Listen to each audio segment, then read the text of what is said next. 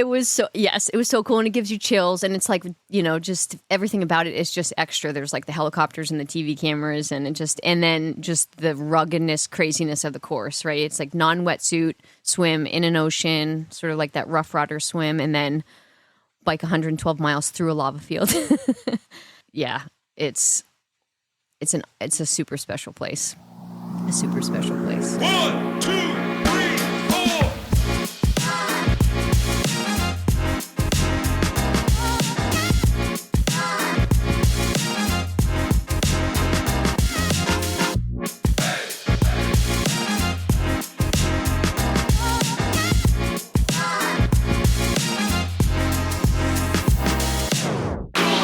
What's up, everybody, and welcome to episode 125 of the On Runs podcast. Summer has decided to stick around a little while longer. Many of our PodFam is still recovering from Reach the Beach, and a lot of you are looking at those new BQ times and probably thinking, WTF, man. But first, I have to say hello to my amazing co-host. She's had a hard day today, so let's take it easy on her and do our best to cheer her up and have fun on the pod. 6-star Erica, what's up?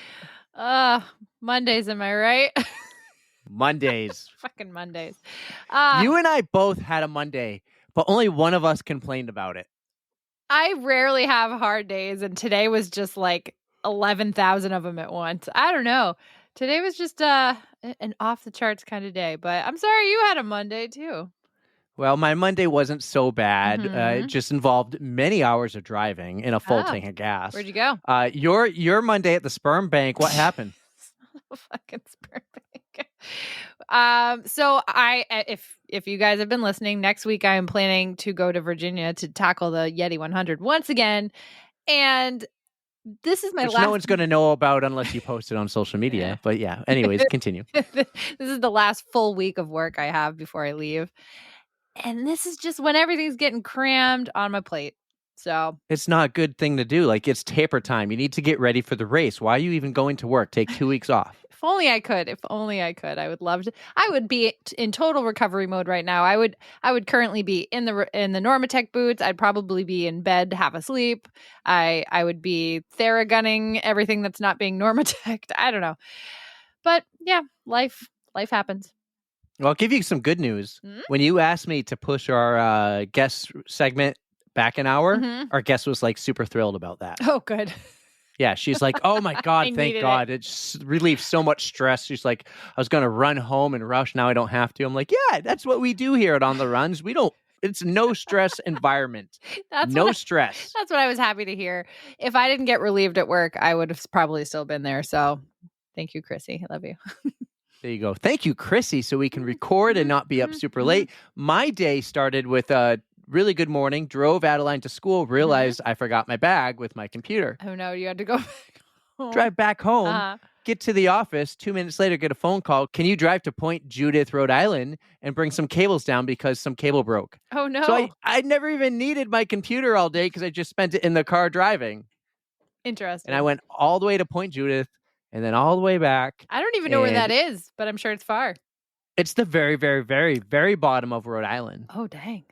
Yeah, there's a Coast Guard station there, and we do stuff at the Coast Guard station. So I brought some cables down and stuff, and then I just turned around and drove back and had a 3-hour drive home.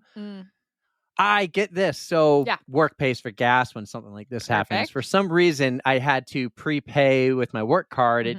So they said, how much? I go, I don't know, $65 maybe. I mean, I was on E. Was it your truck? Yeah. Okay.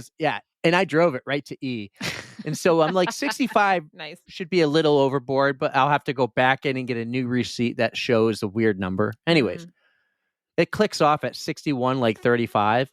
I'm like, I wonder if I can get another $4 and Did you try to put $4 in it? Yeah. Guess what? You did it? I did. Nice. Yeah. I usually will try. I'll go to like 50 cents over. Oh, no, there was all this extra gas in the gas line, and I got another like gallon and a half in there. Not too shabby. Pretty I've never tried because I've never really, I didn't know you really could. You just got to keep an eye on it. You got to make sure. It clicks off a bunch of times, and then you like allow 5 seconds for the gasoline to settle, and then you do more, and then you do more, and a little more. And I'm like, I got, the more you know. But anyways, besides that, you were at Reach the Beach.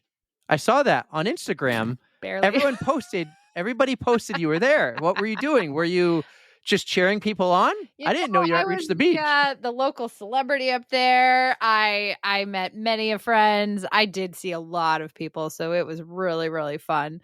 Yeah, that was a doozy of a race. It was a hot weekend, much warmer than your Yeah. usual September weekend. Well, when I did it 2 years ago, I remember it being really cold at night. And I didn't have to run at like that 4 a.m. Like we were in the van and we just had to sleep in the cold. Yep. But we kept the van running. Yep. That's how cold it was. And you had hot weather. It was not cold whatsoever. I think I threw on a long sleeve after one of my runs just because I was like sweaty and then that cooled down. But yeah, I ran in tank top and shorts the entire weekend. It was great. We had a blast. Yeah. But again, Ultra nobody knows. painless. Nobody knows. I posted a couple things, but I haven't even had after today. Brandon's been working on the deck. I've been trying to help him with the deck. Oh my god! Do not do home projects when you don't have get enough me time started to do on it. home projects. So It's like I fix eventually one you'll and then get I around look to at it. another. I'm like, oh God, Yep. this is awful. So maybe later, after we're done recording and after our interview, maybe I'll sit down on the couch. Maybe I'll actually eat a meal today. And maybe What have you had? I had a Cliff Bar and a handful of mixed nuts. Mixed nuts. Yeah. Yeah. Pecan. Chili dogs for me, some potato Cashews. chips, and a Coke. I needed the Man, Coke. that is, we're not healthy, are we? That's No. not a balanced meal for either of us. We gotta work on that. It's a Monday. Yeah, we do what you gotta do. Well, why don't you tell me more about Reach the Beach after our awesome guest today? Because this guest we had today was amazing. And we did it in person. And it was so much fun. And I can't wait to do more of these. And I hope you're on board to do more of these. It was so cool. Tell everyone what they can look forward to right now. I am so excited. This was a wicked fun interview. Like you aren't even joking. We went to Concord to talk to our next guest, Amber, and she is just an incredible person, an incredible mom, and she's got stories and inspiration for days. We just love her so much. She was awesome. This whole time, this was like... She is goals. She is goals. Well, I mean, she's beyond goals. But we did this in her like little screened in porch. It was raining. The editing I did, I left some things in because it just sounded so cool. And you could tell the high that you and I were on. So it was so to fun. Go back and listen to this because this happened quite a few weeks ago, and well, maybe not quite a few, three weeks ago. Yes, but I mean, it all just went by so fast. I need to. It go was back very and hear quick. It was very quick. We even went over an hour, and we said we won't go over an hour, but we went over an hour, and it went so fast. There's so much more we could have talked about. So we'll come back and we'll have better video next time. We'll have like really good cameras and everything, and lighting and all that, and maybe Charlie can hang out and talk a little more. You're going to learn who Charlie is. So yeah, guys, enjoy Amber Ferreira on the On the Runs podcast, and we'll see you on the other side. I am so pumped. All right, are you ready for your intro? Ready as hell over me. All right, here we go. Our next guest on the pod is a New Hampshire badass who professionally stands on podiums in a wide range of events, from Ironmans to snowshoe races to running up the mountains. When she's not on the podium, you'll find her training with her friends from the Granite State Endurance Project, or if Charlie and Ollie, as she's an amazing mom of two. She's a Northeastern Husky, and if you know her well, you probably call her Amber, but if you know her really well, you call her Spaz. We are wicked excited to welcome Amber Ferreira to the On the Runs podcast. What's up, Amber? That was from Bergeron, Jen. Yes. I also know you're the Honey Badger, and you're a few other cool... You guys have a lot of nicknames, apparently. Thanks for inviting me. This is going to be fun. I can already tell it's going to be fun. Yes. Well, you say thank us for inviting you, but thank you for inviting us, because we are recording right now from your lovely porch, and this is really fun. We're actually doing another in-person interview. This is cool. This is super for cool. having It's us. kind of raining outside. We got our phones up It's for the nice. video. Hopefully they're You're working. not in it, by the way. You We need got to this scoot. brand new recorder we bought because this is a dream of ours. So yeah, thank you for you. But I want to tell you, I have been following you for much longer than we've had a podcast, because I used to be addicted to triathlons, and you were like the greatest triathlete, still are today, in the state of New Hampshire. And when I did my one and only full Ironman In Tremblant. in Tremblant. I'm wearing the T-shirt. Oh, okay. Shameless plug. We don't even know you, but I listened to you on other podcasts and things, and I followed you, and I sent you a picture of my medal, and you're like, oh my God, this is amazing. Great job. You don't know who I am. We've never talked before, but I just sent you a DM of my medal. I'm like, yo, check out the new bling. So But it is amazing, right? Yes. To complete that distance. Yes, and I've known for years how cool you are. So this is super cool for me. Erica has no. I'm just getting to know you, but I'm Right, very she has excited. No too. clue, but I'm on a high right now. This is a high. We're in person. We're at your house on the porch. It's raining outside. It's super cool. Charlie's peeking in over there. Charlie's over there. Charlie wants the limelight. She's like, Mom, let me come play. We have so much in common. With the exception is you're freaking legit. You're a pro. You're an absolute pro. What, you're an amateur? Is that I'm is an that how it amateur, is? but you're a Northeastern Husky. You went to Northeastern for PT. My mom went to Northeastern for PT. Oh, wow. We're both from New Hampshire. We've both done triathlons. We're We're both practically related. we're both NICU parents. So Yes. she kicks ass in Ironmans, and I finished at 13 hours. That's very solid. 13 hours is very It was solid. awesome. Well, at least you guys that's a hard both course, did it. too. Mm-hmm. That's a really hard So course. actually, my watch said 12 hours, 59 minutes, and like 50 seconds. But that hill is so steep, I forgot that my watch paused twice. The auto pause. And yeah. so my official time was 13 hours and 33 seconds. Aww. Yeah, so I got to go back. So I was just going to say, you got to go I back. got to go back. Still respectable. I Yeah, that's I have solid. no business doing triathlons, so I'm going to leave it to you guys to take it from there. We're working on her, but we're here not for gonna you. This is so much fun. We got Charlie, like you said, Charlie and Ollie. So let's get to know you This real is quick. fun. You're a mom of two. Let's get the Erica. What do we call it? The origin story. I like to call it the origin story, just finding out your roots, how you came to be the awesome triathlete and mom and wife and friend that you are. So yeah, go ahead and give us the scoop. Yeah, I mean, I definitely identify first and foremost as a mom right now. They're They are super sorry, cute. they're peeking through the window, I and am I'm like, loving oh this. boy. She's Yeah. playing peekaboo with us. I was trying to prep her. I'm like, Eric and Erica are coming from the podcast. She's like, ooh, I want to do a podcast. Oh, Like, someday she could you totally will. do one. Someday Yes. I love it. But yeah, Charlie's mom and Ollie's mom. It's been so fun to sort of like share the return to sports with them. And I mean, I ran with Charlie up until she was like a year and a half when she really didn't want to go into the running stroller anymore. And now she wants to run her own. And so now I'm sharing the miles with Ollie, but it's just fun incorporating them into my life. I love that. I mean, they are a huge part of your life. Yes. So I think it's awesome that you're teaching them the good habits and getting them excited about what you do. So Yes. hopefully that'll carry on when they get a little bit older. Absolutely. Absolutely. I mean, just the other day, so the race up Washington on the bike was last weekend.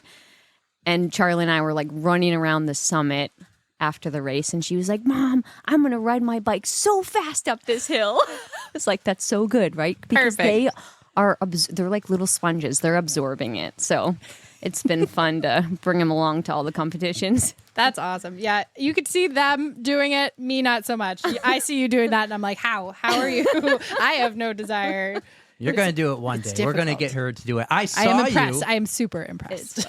So I saw you this year at the Mount Washington Auto Road Race. I ran up too. Oh, okay. Not as quick as you, but I saw you there, and I wanted to come say hi at one point, but you were doing the family photos and just the kids. Like I'm like, no, I've been there. Okay, I'm gonna be at your house in a couple weeks. I'm gonna wait till then. I can wait. Well, it is crazy. It's another element now with breastfeeding Ollie because I'm like, specifically before that race, I was 4 months postpartum. So I'm like feeding him. I had to plan it out. I got to feed him at 4 because then I have to feed him at 7 because then those two have to go up the mountain with Ryan's mom. Okay. And then I have to, and then I'm Tight thinking about schedule. during the race, you need to get to Ollie because you have to feed him. So it's, See, I don't have that problem with kids. You're lucky. Yeah. It's not, well, I don't have kids myself, but I just know how difficult it is to juggle breastfeeding, just having children in general. And yeah, you have so many duties to contend with, especially when you're trying to do epic shit, to say the least. was that your first time racing it or have you done it before? Yes. Did So you love it? I've done everything on that mountain, from hiking as a kid, skiing down it, I do an adaptive hike every year where we carry a handicapped person up the auto that's road. awesome. I've done that 12 years in a row. This is the first year I missed. And I did the auto road running race. So now I have to do the bike. Yes. And then I have to drive a rally car up it. I'm gonna leave that to Travis. They also have that Pastrana. snowshoe race. It only goes halfway, but I would do it though. I would do it. You know, we'll get into snowshoeing. I will. It is. Yes. Oh my God, I have a new best friend, Erica. Sorry. I'm seriously leaving it to you guys. I am not that extreme. We'll get into spaz and a little bit more of you in a second, but I do love your content and what you post because you're always with the kids. Yeah. And you're doing all the, like you ran with Charlie for the first 18 months, you said. Yeah. Like every training run. Yes, every run. Not yeah. like just every once in a while, every training run. You'd wake up super early to get your bike ride in, and then you'd take her running. And you had them at a race the other day in Vermont. Yes. Right? And you're in the middle of the race. She podiumed. It's kind of a common theme here. And I think in the middle of the race, you like stopped and hung out with them and hugged them and high-fived or something. So you do all this fun stuff with the kids, and I do the same. And I'm just like, I'm into that. I'm into the parents now more than anything else. In any sport I watch, even with NASCAR, I'm a big NASCAR guy. I used to work in the sport. They say, who's your favorite driver? Because it's not Earnhardt anymore. It's like the ones who show their kids everywhere and take their kids around and do the fun things that I do too. I relate. Yes, you relate to it. Exactly. And Ryan and I are talking too. It's like we want to put them first, but we also want to sort of like bring them into our lifestyle, you know, and we can appreciate that not like all parts of the race weekend are so fun for them, but when we went up to Washington, we raced there 3 times this year. We took him to Storyland after, so that was really fun. perfect. And then at Vermont, Charlie had 4 maple creamies, so it's like she's having the time. I mean, she's having a ton of fun, and she's also like watching us. And she did the kids race there too, right? And so she's watching us, she's mimicking us, and it's just fun to see just comparing her last year to this year. You know, she like pins on the bib and is like ready at the start line. Yeah. So cute. So it's just fun. I love that spot. I've done so much camping. I forgot to mention, I've done 5 24 hours of Great Glen. Oh, wow. Right? And we go up there all the time. I've hiked that mountain more than badass. Thank you very much. But Ryan and I were talking about how amazing the hair we have. It's just amazing. The best hair of all of us. So no, I love that Very area. aero. And I love that you do it because you did you said 3 times your cog, bike, and the run. Yep. And I think you podiumed every one. Yes. Yes. I am blown away. That is some difficult stuff. It's just mind-boggling. Good for you. Congratulations. Thank you. I didn't expect it, but it was. Yeah, I mean, partially people always say like mom strength. You kind of joke about that. You know what I mean? You just have. Yeah, she had a baby this year. Whatever did it, it's amazing. But they've brought so much joy to my life that I think like they also say like happy athlete is a fast athlete. You know what I mean? There you go. Yeah. So tell us about Spaz. I know. Who's Spaz? That's me apparently. I hope it was just because I was sort of like all over the place, lots of energy. This is Did at she give you Northeastern, any right? details? Yeah. No. And I'm like, okay, because one thing we always say here is spare no details. But she goes, no, just ask her about Spaz. Because you were college besties, you and Jen, I think, Oh, right? gosh, yeah. Jen is awesome. Jen talk about work ethic. Jen is like such a hard worker. She is. Like if she lived closer, we would definitely be early morning running buddies. Because it's like, I only can run at 4 a.m. in the morning because if the day is full of kids and work, I'm going to run at 4 a.m. in the morning. So she's awesome. But I think they nicknamed me Spaz just because I had a lot of energy. I don't know. That's what I was thinking in my head. Yeah. I can't chime in. I don't know the backstory. So. No. I'm going to text Jen now. I'm like, wait, what? What was the reason? I mean, it was college. You guys really called me that? How rude. Well, you're also the honey badger. Ryan says he has a bunch for you, too. So Yeah, the honey badger. I think just because it's like won't give up and sort of likes that difficult challenge. I hope so. So your college besties, it's super cool. Also, I met a girl once. We were getting the IV fusion, and she goes, "I know a girl you should have on your podcast." It was Amber. So she's the one who originally connected us. Okay. And if you remember, we were chatting on Instagram. You're like, "Yeah, let's do it in like a couple weeks," and then the next day, you had Ollie. Yeah. Oh, yeah. So that was stressful. The pregnancy was stressful, and then that was stressful for me. The NICU stay was stressful, and it was like multifaceted because I remember when I was pregnant with Ollie, I was thinking like, how can I love someone more than I love Charlie? And I, it's like I'm so dedicated with Charlie and want to spend all my time with Charlie. But then Ollie was born premature, was a little bit touch and go in the beginning. And I knew like as soon as I had him, I'm like, I need to stay in the hospital. And I was there with him. I didn't leave. And so I was like feeling, it's like that mom guilt of like, I left Charlie. Charlie was in good hands, obviously with Ryan, but it's like you leave one kid to care for another. And yeah, I mean, now Ollie's fine. He's super chunky. He has an appointment actually this Thursday. And I think he's actually on the normal baby scale now, which is amazing. Oh, that's great. Well, he's off the charts for cute factor, so I'm giving him that much. But yeah, that pregnancy and then the stay in the NICU was probably like one of the hardest times. Honestly, I think like looking back, I'm like, it was the hardest endurance race of my life. I didn't sleep for 21 days. I was there and he couldn't breastfeed because he was so premature. And so he's eating through a feeding tube. And so I'm pumping every 3 hours around the clock for 21 days.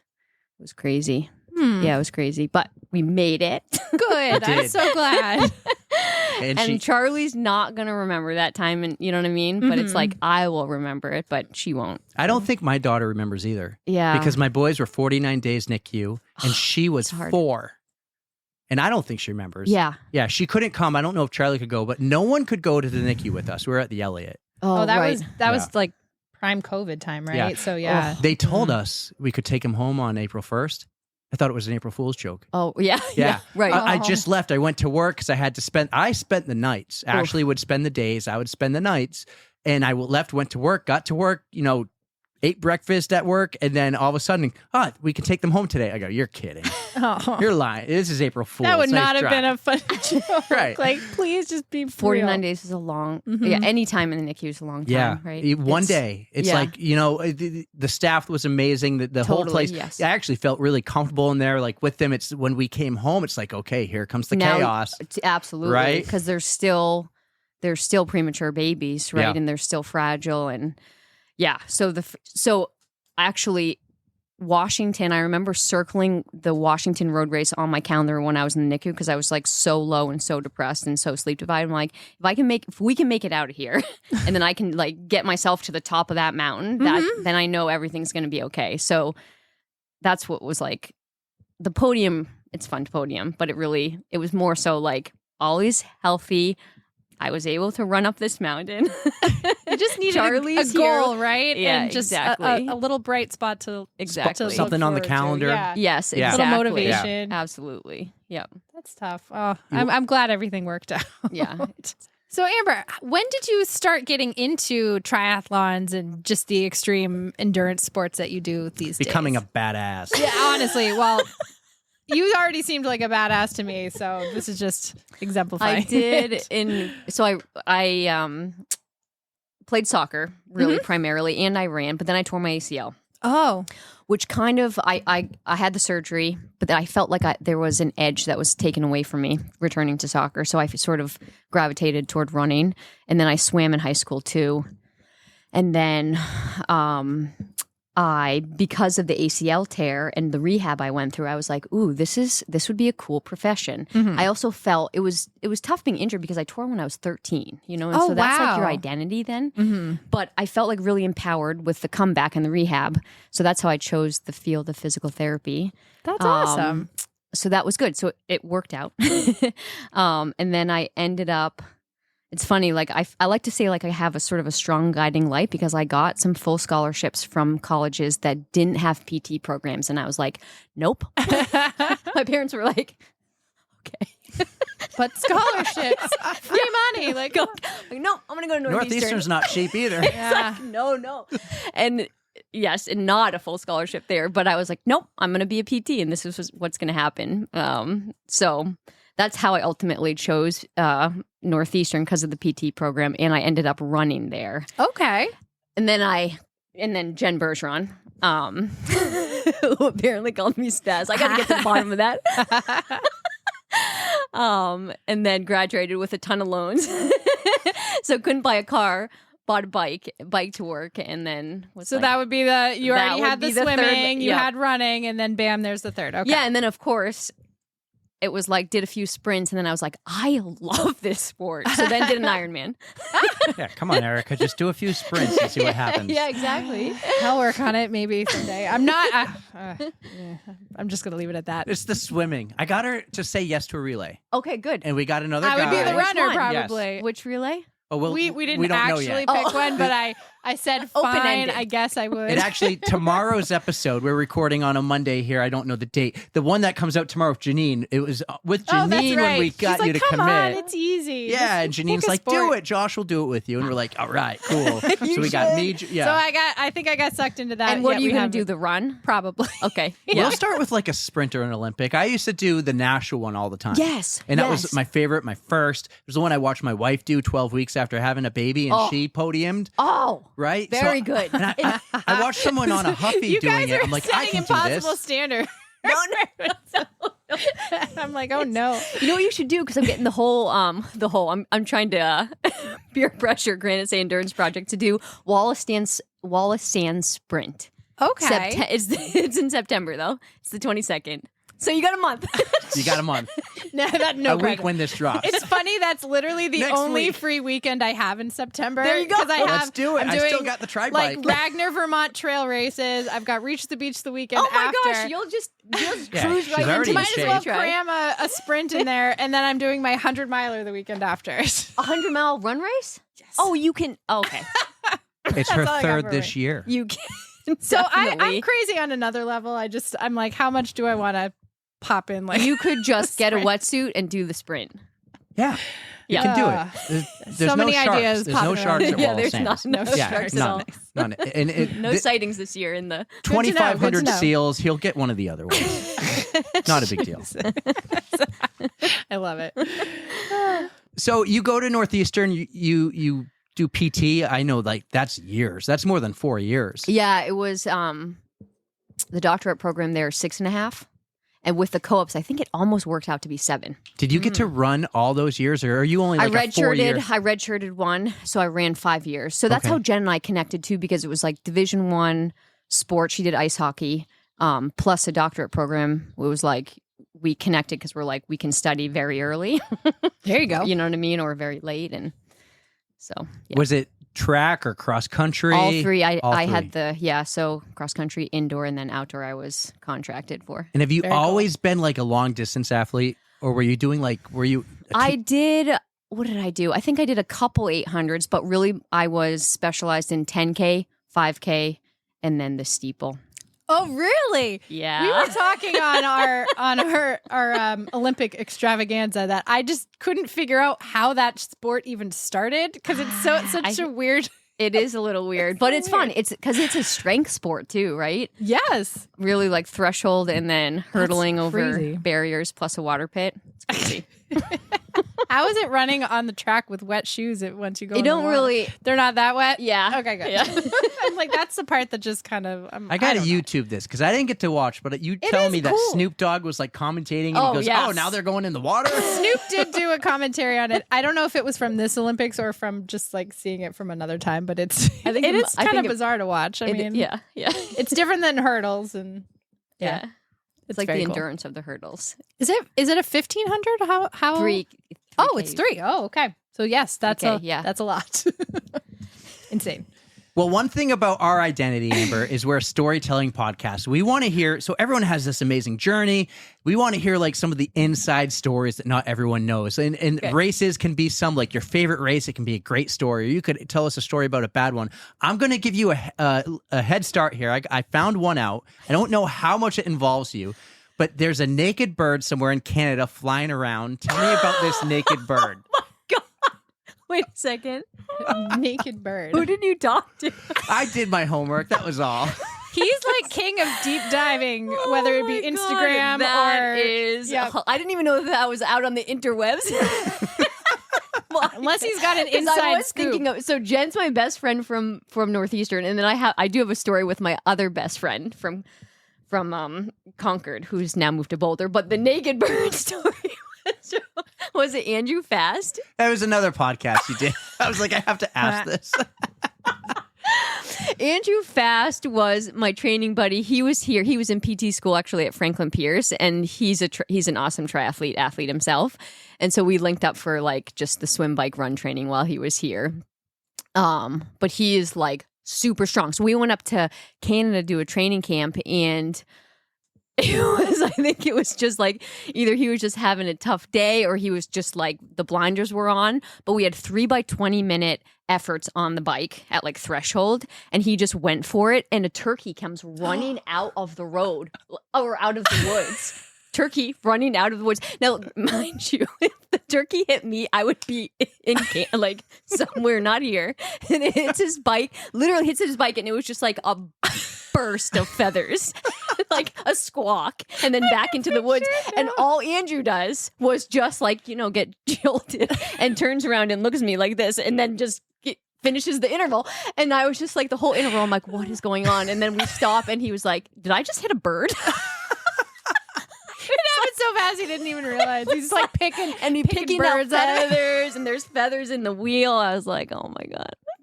Oh my gosh. Dedicated to the Honestly. the workout. Got the interval in. Didn't quit. Didn't quit, exactly. What am I going to tell my coach when I had this like drop in the interval? Like they're not going to buy that story. Exactly. That's one of those like videos, pics, or it didn't happen kind of thing. Exactly. Like, I have the feathers. These are the receipts. Oh my gosh. So training sounded really interesting. It's always an So adventure. this was this for a specific triathlon, or what do you have for triathlon stories? There's got to be some good ones you got. For embarrassing ones or like I mean, anything. I mean, that's what we love What about was your these, I have these stories.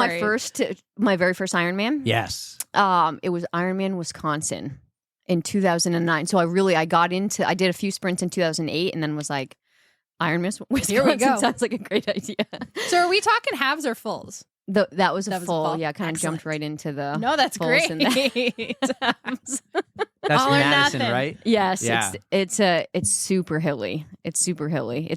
Madison's a great city though. But I was a little in over my head there. Didn't really have a good sense of what to do for pacing and nutrition, and I'd like to think I've come a long way. I think so. Did you work with a coach for your first one, or did you just kind of wing I did, and then switched coaches. So I did that one, and then in 2010, I had a pretty good year. I was the second amateur, I think, at Placid, so that qualified me to race pro. And then I Awesome. switched coaches to Kurt. He's my current coach right now, Kurt Parham. But when I turned pro way too early. I got my ass kicked. Sorry, No, you for the could first say like it. 2 years. But honestly, I didn't mind. I think that's sort of like why I'm still in the sport, is because it's fun to get PRs and it's fun to podium, but it's just, I also just like the chase, and I like to see like how good I can be in every decade of my life. That's what's fun about it now. It's like, how good can I be after kids, and how good can I be when I'm 40, 45? So Faster as a master. I think that's what they like to say. I'm on my way. yeah. But I mean, every time you do a race, it's a learning curve. Like Yes. you're learning, you're improving, you're Absolutely. figuring There's out what you need to tweak. So Always that's great. something to take away from it. Exactly. Yeah. And then I kind of figured it out and had some good years, but it's just, I just love the challenge. The story that is the embarrassing story, I don't know if you want that or not. It's not. We always want that. If you want to share it, you are more That's than welcome already out to. on the interwebs. I don't feel bad saying it. It's a swim run story, though. All right. Well, the best part, though, is you have 3 weeks to decide to take this off. So you can tell us, and we can edit it out later. Okay. So this story is Erin Marsh is my best friend from Concord, who has now moved to Boulder, and she's the one I did 2 swim runs with her, Casco Bay and then Catalina Island. Are you familiar with the swim runs? Not as much. Is it just like it's not a classic duathlon, but it's just literally you swim and then run? It's a run, swim, like on repeat. Oh. So Casco Bay specifically is 18 miles of running and then 4 miles of swimming, and you run. That's a lot of swimming. It's a That is lot, a lot of of swimming. And you swimming. run. So you start in your swim cap, goggles on the head, in wetsuit, running shoes, obviously, and it's a run. You run in that, and then you jump in the water, and you usually like swim to an island, Okay. run across part of the island, swim, and there's no getting out of your wetsuit or like taking off your shoes because the transitions would be way too slow. Interesting. So yeah, so you're swimming in your running shoes. Okay. That's so like awesome. what kind of So just to set if you're the doing stage like here. intervals, how far are you running and swimming at like It's at a usually time? like between 3. We did this in 2018, so I don't want to misspeak, but it's like 3 to 6 miles of running, the segments, maybe a little shorter. And then the swim segments are like a half mile to I think the longest at Casco Bay is a mile. Oh, this is So really I'm it's very intrigued. It's so This fun. is- And then you're tethered Oh. to your partner. So you're attached to your partner. Oh no way. And when we did it, the rules were you have to stay tethered or you get disqualified. The I think whole they, time, yeah, run I and think swim? They, Oh. I think they changed the rules now, but you have to stay close to your partner. You know what I mean? So we're Okay. so Erin is crazy. Erin's super smart. She's like perfect scores on her SRTs, but she's also like, how do I explain this? Like into the horoscopes and like the healing crystals. So Okay. she's She's multifaceted. exactly. So she is staying at my house and she's like, Amber, this is like 2 days before the race. She's like, I haven't pooped in Oh no. I haven't pooped in a week. And I Oh was like, no. yeah, Girl, which go- is not go get checked. unusual for this one. So I was like, okay. well, just make this happen before the race. So she's like, don't worry. I bought all these herbs, all these laxatives. We are good to go. So we just left that conversation. We forgot about it. Fast forward to the race, and we're like 30 seconds before the gun, and she's like, Oh no. haven't gone. Oh no. And then the gun goes off. So I'm like, Poor thing. I'm tethered to a ticking time bomb. Any moment she's gonna blow. I would have been like, if you She's still if you my have best to friend. go. So spoiler alert, she still is my best friend. So and wetsuit on, right? So it's like, Oh, there is no we good are, end and to this. she's is there? a fantastic swimmer.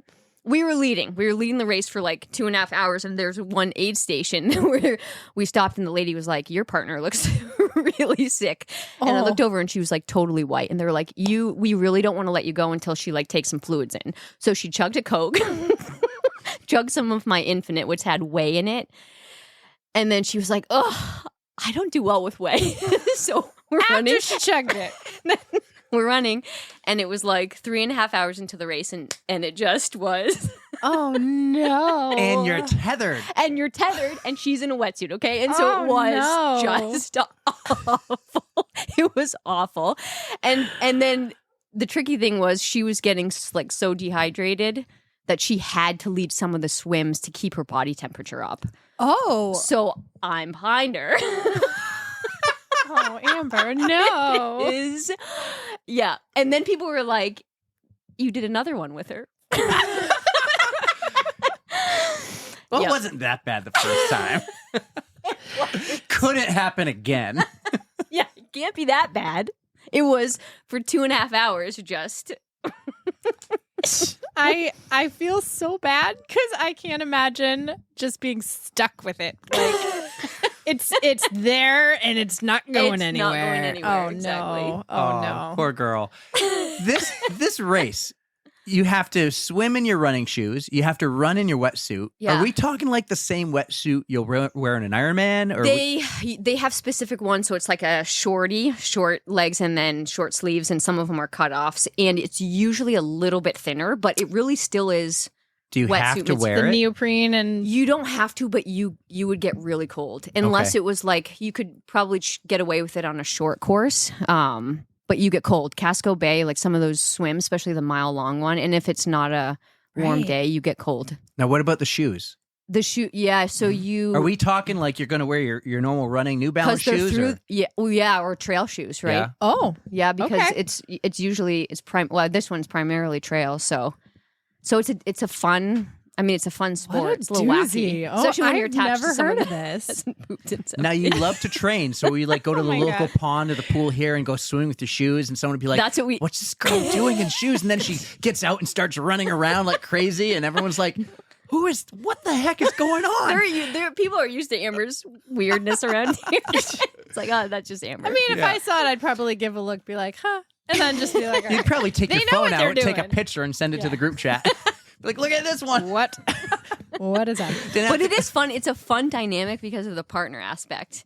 I In have most heard cases. I have heard of partner races. Like there's one, Badwater. They do one in the Salton Sea, Oh, and that's- you're not tethered, but you have to be very close to your Close. partner the whole Yeah. time, and you have to do the whole thing together, or else you're disqualified. So I think that's a cool aspect. But I can't imagine being like, I don't want to be tethered to you. Like what?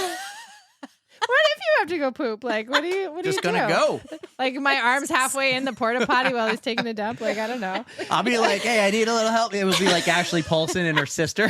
Oh, the biffy bag, yeah. So that is a crazy. That was a good race one. I've never heard of that before. And we didn't know it was coming. That was great. That's is what we pretty love great. about That is this. pretty great. It's like these are our notes, but we don't have to follow them to a T. We just want to make sure we cross some T's, dot some lowercase J's, and get the other good stuff.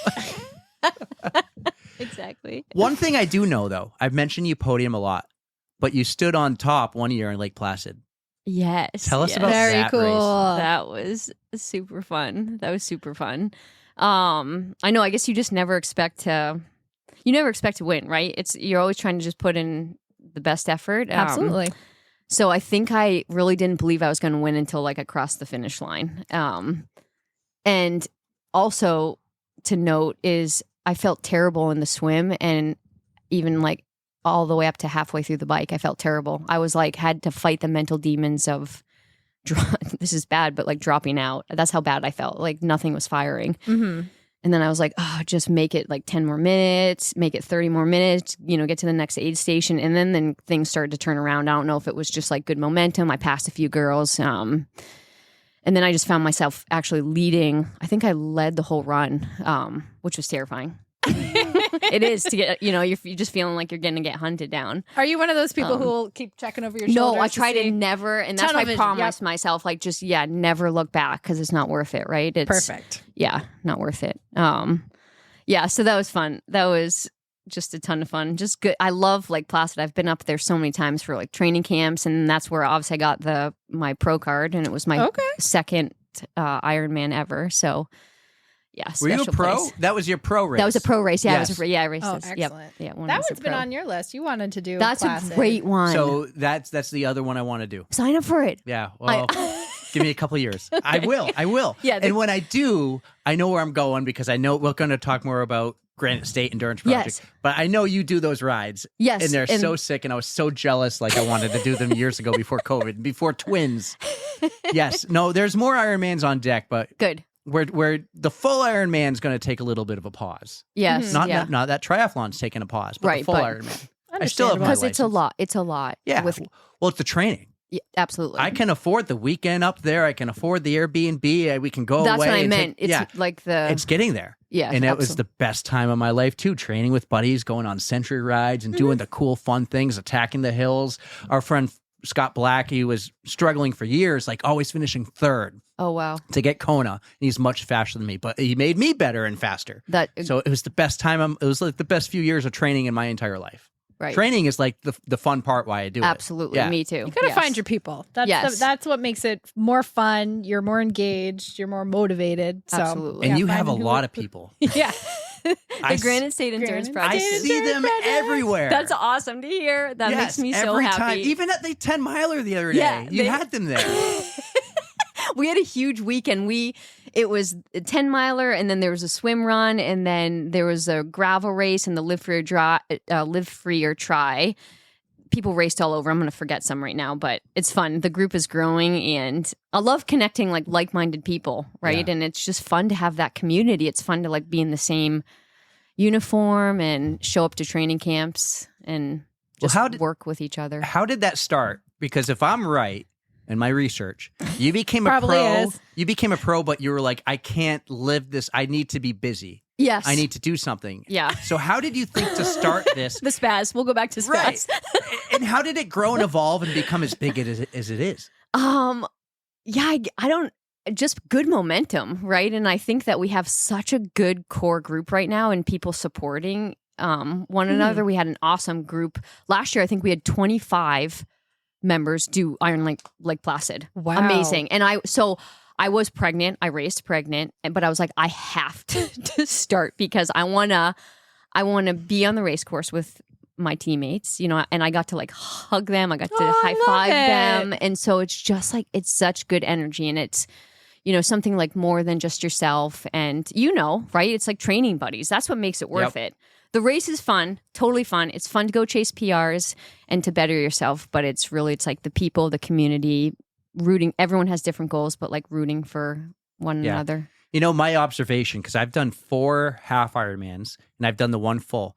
Every half Ironman seemed to be a lot friendlier. Yeah. And the full was very serious. Well, everybody seems like they're going to be in the zone because otherwise it seems really miserable. Because I think it's such a big commitment. You know what I mean? That people train like for years for full, right? And not to financially, it is a big commitment. Absolutely. You know, so I think It's it comes cheap down after to you buy the bike. yeah, no big deal. Yeah. But yeah, I think that maybe the halves are a little bit more approachable. Oh, and then it's like if something happens in a half, you're like, well, I'll just do half the next weekend. But a full just seems more like this is my full for the year. Mm-hmm. So yeah. Damn. Isn't it really expensive for like actual Ironman? Let's not talk about it. He's like, It's not as expensive as Disney. Or Storyland. Yeah. Well, I'm just thinking about the Disney 5 times this year. Disney races too. Like you're spending a lot. But you know what? It's like if you choose to do it, it's fun, right? It's like good lifestyle. And, it outweighs the cost. You're having more fun. And you're always going to spend. I'm like going to spend money on something, so might as well spend it on sports. There you go. I mean, I have the same mentality too. You should see my shoe collection, or not, because I don't want my boyfriend to know. So we're just gonna. Scott always said, I don't want my girlfriend to know how much I really spent on the bike, because if I die, she's going to sell it for what I told her it was. Oh, and it's not even half that price. Exactly. Yeah, that's funny. That's awesome. So GSEP. Yes. If someone were to join GSEP, what would they? Do you call it GSEP or do you say the whole thing out like we call On the Runs OTR? Okay. Rolls off the tongue well. We say, so I guess we say Giuseppe. Giuseppe. Yeah. Grand Insane Endurance Project. Yeah, GSEP. I love it.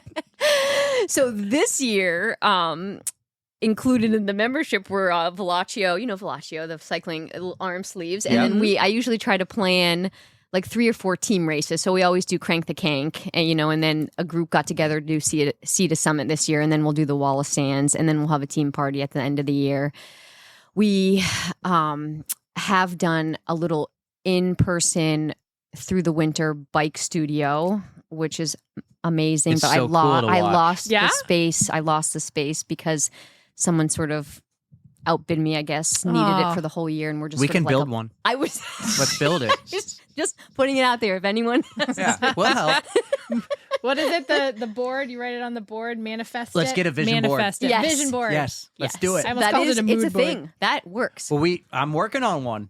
Like I have big dreams for what Put we're it doing out in here. the This universe. is more than just one podcast. Yes, it does work. Yes. Erin, the girl that pooped in her would be like, yes, that is. She goes, put pooping in a tether race on your vision board. It will happen.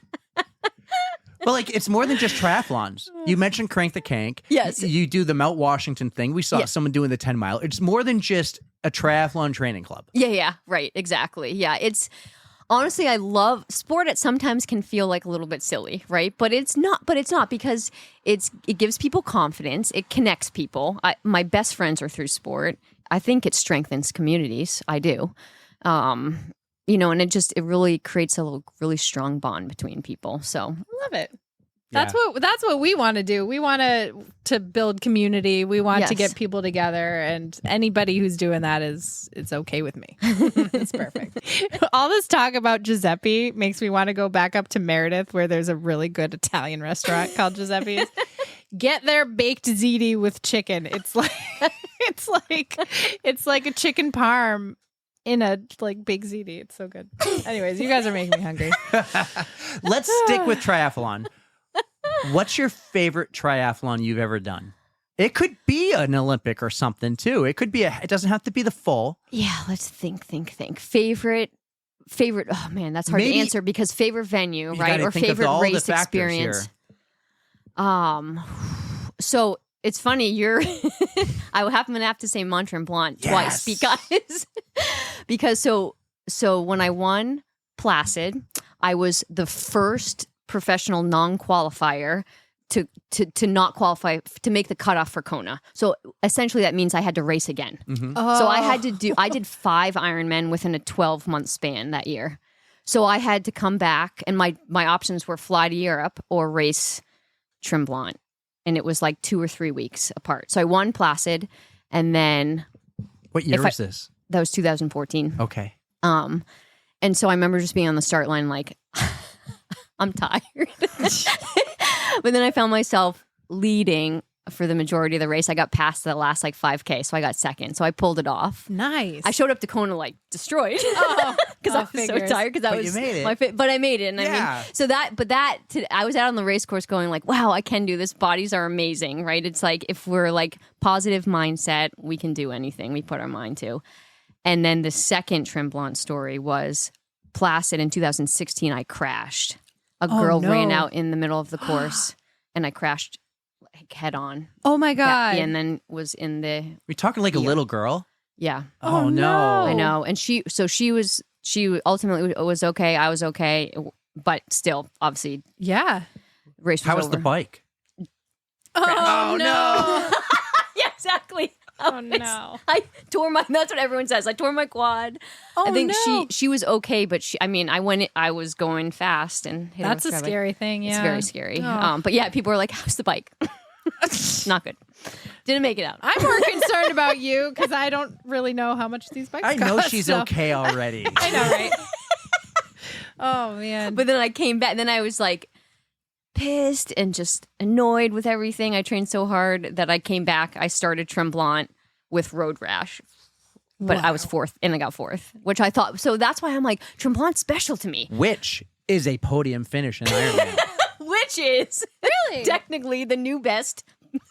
Wait, didn't you say is it Top 5. Okay. Top 5, baby. No, that's great. Well, also, the joke is I've gotten so many fourths in my life that it's just like, this is You're just like Scott. You and Scott. So Scott finished 4th in he was going to win, and he crashed his first year. So that would have been 2017. You need to link me up with him. I and got we a can fun story have about a- that. Commiserate together. Then he did it the next year, got 4th, and he goes, you know what? The icing, just a little more icing on the cake. Let's go to Cozumel. I was a Sherpa. So he pays me to go to Cozumel, and he's running in 4th. Oh. And I'm with his brother and his brother's wife, and we're like, we're just going to make T-shirts and stuff that say like Team Club 4 or whatever. That's you know, what I like need. 4th place Scott. And the place rollover never rolled over to him because he was like, well, maybe I'll still get it. But in Cozumel, he ruined it with 3 minutes to go. He passed 3rd place and got 3rd. We're like, no, you ruined this thing. And then go figure, he qualifies for Kona when he got 6th in Quarter Lane with bronchitis. Oh, It's like, of course you got it when you got 6th. yeah. You know? Yeah, you go. He was going to win that first Tremblant race. Like we were like, this is this easy? And then he crashed and broke 3 ribs. Oh. Still finished 4th. Good for him. Yeah. Yeah, you need to hook me up with him because Yeah. I know fourth very well. Well, he Fourth and me are like, He needs some more motivation because after he finally did Kona, he's like, I don't really have the motivation anymore. He did Hood to Coast this past weekend though. oh yeah, Yeah. that was the other. Yes, There you go. Another Giuseppe. Sorry, that was the one I was forgetting. The That's Hood to Coast, 'cause cool. it's- Giuseppe, I love it. I love it. We got to get him back on that horse. He went to Springfield the other week or a couple months ago, and he rode the course on his motorcycle. And he goes, okay, I'm going to do it. And then he went on the computer to sign up. We're talking 5 days before the race. And it was like, no more sign-ups options. Oh. I was like, nah, See, he's dude. close though. He's Yeah. close. He's gonna Yeah. get back. Well, he's pissed off that it's not Kona every year. He goes, I don't want to go to Nice. No, me too. I know. On maybe unpopular opinion, but We need more I think people to Kona complain is- about it. Yeah. Bring it back to Kona. but I think Kona. It's tough on Kona and the community. Mm-hmm. But I get that. But it's it doesn't Kona. feel like I know. So you've been to Kona. Yes. How many times? Well, once as an age grouper, once as a pro. How was that? Had to be the Awesome. coolest thing ever. It was it was so cool, and it gives you chills, and it's like, just everything about it is just extra. There's like the helicopters and the TV cameras, and then just the ruggedness, craziness of the course, right? It's like non-wetsuit swim in an ocean, sort of like that Rough Rider swim, and then bike 112 miles through a lava field, and just it's a super special place. a super special place. What is it like being in a pro field at Kona then? Like you're with all those badass women athletes just like you, right? But they're the ones you probably have watched for years. You know, you got Yes. Miranda Carefree and Yes. all the others. And it just must be so, like, you're kind of like in awe probably looking at all these people. That's what I felt like. I felt almost like you have a little bit of imposter syndrome. You know what I mean? You're like, wow, these are the girls I followed forever. And now I'm like towing the line with them. So, but I think that just goes down to you just kind of believe you got there for a reason, right? So you just got to believe in yourself. There's an awesome picture of her. So I do a lot of creeping on our guests, right? Good at it, yeah. But there's an amazing picture of you. I think it's Tremblant. I might be wrong, but you're coming out of the water with the biggest smile on your face. And I can't remember, you're either like 10 feet in front or 10 feet behind Miranda.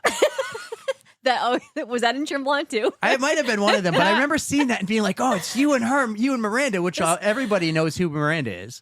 So, well, you might not actually. I really need Do to you know jump more Chrissy on. Wellington? I don't Do you know even that think name? I do. No. I'm the triathlon addict here, and she's the one who's like, I'm going to run a marathon in every state and now do 100 Give miles in me every the state. marathon guys. I'm all over those. I can even name like most of the Kenyans and the Ethiopians. but- Once you do the Wallace Sand Sprint, we'll get you up to speed. Notice Okay, it wasn't okay. if, it's once. Yeah, once. When we see you at Wallace Sand Yeah. Sprint. So how was your day at Kona though? Both days. How was The age good group one, bad day one? was shock. Like I was like, I can't believe I'm here because it's a big right. It's a sort of that was the big goal to get there. But the course like beat me up. But I mean, you just have to. It's almost like you got to be happy you're there, right? You're on this beautiful island. And then when I was there as a pro, that was my 5th Ironman in 12 months. So I just felt like little fatigued. I huh? felt a little fatigued. Yeah. Yeah. I'm going to give you an insider. Now, here's how you'll know who Miranda is, because T.O. is her husband. Miranda and I were doing Timberman, and the story about me peeing in my wetsuit before the race, and I walked 10 feet to the I side have to heard kind this of like story, make so it it's clicking disguise. now. It's starting to click. If I didn't move, T.O. would have walked right in front of me. And this is like weeks or months after he announced he had a heart attack. It was months after, but it was like a week after. Because they were here. I don't know if you remember that Timberman. I do remember That's that. the one with the hurricane. Yeah. Yeah. And I was in it, and I Wow. was like, I'm in the same race as Miranda. And then T.O. walks right by, and I'm like, damn it, why did I have to pee? He could have peed right here, but he chose to pee right He here. would have walked over there. right in my, Yeah. my pee stream. So lucky. I'm like trying to disguise it because like just the logistics of that one were difficult to like get your swim in. Yes. Because everyone will go in real, but it was difficult there compared to all the other half Ironmans or Ironmans I did. I got the swim in. Yes. That one I couldn't. And I'm not wet or anything, so I'm like, okay, I need to get the nervous pee out. And T.O. walked right by, and I'm like, damn it, I missed him. Well, that is the cool thing about the sport, though, right? It's like you're racing, you're on the same course with the Yes. the people That is that pretty we cool. look up to, for Yeah, sure. it's really cool, and they're all super friendly because we Yes. met so many of them. Like we're in Tremblant or Cozumel, we're in the same hotel floor as Matt Russell, and we talked to Cody Beals a ton. We've met so many. Laura and Brandon is So such nice. Laura Brandon. In my first ever Ironman experience, the one I'm sherping for Scott, she won the swim. Oh yeah. I'm not just She'll talking win the every women's swim. Yeah. Oh, overall? She So passed fast. all the men. Oh yeah. And then everyone's cheering, in Yeah. Tremblant, how you Love run it. like at least a third of a mile to Yeah. get to the transition. It's That's like awesome. you hear the bells and then it comes around the corner and it's Female power there. like it's a girl. Holy shit. She is. She comes out, what? badass. Like it's hard? Like, Exactly. Yeah. Yeah, exactly. Yeah. So no, the That's awesome. pros I've learned are some of the nicest people. Well, a triathlete in general, Yeah. in my mind. yeah. Some of the nicest people because they're one of us. They train like I don't know, maybe they just like, did anything change for you when you became a pro after being an amateur? I'm sure you personally didn't really change. Right. Yeah. Right. Just You're the maybe same volume Amber. went up a little bit. Yeah. Yeah. Same. Right. Exactly. Doing the same things. Right. Exactly. And you know everything that all these other Giuseppe triathletes are going through. You've been there as an amateur. So Exactly. Giuseppe, I love it. Oh Me my God, too. so awesome. I really want to talk about Washington. Okay. But I left one thing out that Erica doesn't know. She's a 3-time world champion snowshoe racer. see, I'm learning Amber just keeps things getting about weirder and weirder. sports because Amber I is didn't extra know that was like a thing either. We got the swim runs, we got the snowshoe race. I think it's awesome. Oh, thank you. I am here for it. It just, these are some crazy sports. So tell me more about this. Where do you go snowshoe race? Are we talking like White Mountains or do you go somewhere else for these? Like, No, where are I mean, these races? Concord is so accessible. We have so many trails, and honestly, I mean, running is a good carryover. Biking, because of the strength and the power you get from the bike, is a really good cross training for snowshoeing, and vice versa. You just don't stop. That's No. pretty cool. You love training. Love it. Love training. I love it. She's I on do. the go all the time. Do you take a rest day? Well, like today, Mondays, I usually run with Ollie early, but I was tired from yesterday, and I think the whole weekend, so I didn't do anything except for chase the craziness. That can be a workout in itself. Yeah, some days on Monday. Yep. Yeah, Mondays I'm like, whew, that was tiring. What is then the maybe this is a bad question to ask. What's the typical week? Because you do so many different. Excuse me. You do so many different like styles of races. Yeah. You run up mountains, you bike up mountains, you do Ironman snowshoe races, you run with a tether and poop in a wetsuit. Yes. She's like, correction. Just my partners. Yep. You run with people who like to poop in a wetsuit. What's the typical Explosive diarrhea. Yeah, what's the typical week for Amber? So now it looks a little bit different, and I hope that my coach listens to this because he's going to be like, "Oh my God, Amber." But honestly, the training, I'm doing as much as I possibly can. I feel like I'm using like every minute of the day, but it's primarily what I'm doing is running with Ollie. And so like a good example is tomorrow's Tuesday. I have to start work at 7 a.m. So I breastfeed him at 4 and I pick him up, make sure he doesn't really wake up, change him, put him in the run stroller. We go out and run, come back in, breastfeed him, chug some espresso, go to work, treat patients until 3, come back, and then I lead. I shouldn't leave it out. Granite State Racing Team is the Tuesday track group I lead. So that's a fun little group. So then I do that on Tuesday. So it's Tuesday is sort of like run with Ollie day. And then Wednesday I can get on my bike for a little bit. Thursday Ryan is home, so I can get a bigger chunk of bike riding. Same thing with Saturday, but it's just a lot of runs with Ollie. And early, so I don't miss any Charlie time. You know, just trying to fit it all in. It's all about balance. But normally, I would like to like get in the woods, do a little bit more hiking, do some longer bike rides. But there'll be a time for that. It'll come back. When do you sleep? I actually I hope sleep. you do sleep. Tell me you sleep. No, I mean, I sleep pretty good because he started sleeping through the night a couple. Well, Oh, you're so I lucky. well. So you know what? Let me. The boys were 18 months. So I feed him at 7:30. He does a great job going down, and then I feed him at 4. So I consider that sleeping. Yeah. Through the night, you know, and after not sleeping in the NICU, and then we were essentially, I don't know how you felt, but I felt like we were stuck in the newborn phase, right? Because it was just like months and months before he really even met his. Well, I don't want to due kill date. too much time, but the best part about when Adeline was born, just one baby, it's like, okay, Ashley's breastfeeding. I didn't have to get up. Yes, But the boys would get up and I had to get up too because there's 2 of them. And I'm like, this is so, I was So like, this difficult. sucks. It's It was so hard. that is the hardest Right. part. It's like, Tommy, don't wake your brother. Damn it. Oh. Oh, I can't imagine with Yeah. Yeah. It took 18 months. Adeline started sleeping through the night like 3 months. The boys were 18 months. It was hard. that Yeah. is. Yeah. I was know, I was a 198-pound Iron Man. And then I was like a 225-pound dad getting 2 hours of sleep in a row. Oh, right. Yeah. But sleep is king. That's why I say sleep is king. That's how you recover. Yeah. That's my favorite But- thing to do. Yeah. But at the same time, I'm like, oh, you know, it does go by. I know when you're in the thick of it, you don't want to hear it, but it does go by so fast, you know? And Yep. I'm like, with Ollie, I'm like, oh, it's going to be sad when I don't, you know, get to breastfeed him anymore. It goes by so fast. Yeah. So You just let it keep it as slow as you can. The boys took a little longer. Like you were talking percentages earlier. I'm like, they can stay as little as long because Adeline is so big now. Like I looked at the 4 years ago cheerleading photo to today, and like, oh my God, what happened? She's grown know, up. right? Yeah, what happened? It's I know. crazy. It's like slow down. Time is a thief. And now they're talking about like world championship. And I'm like, she's 8.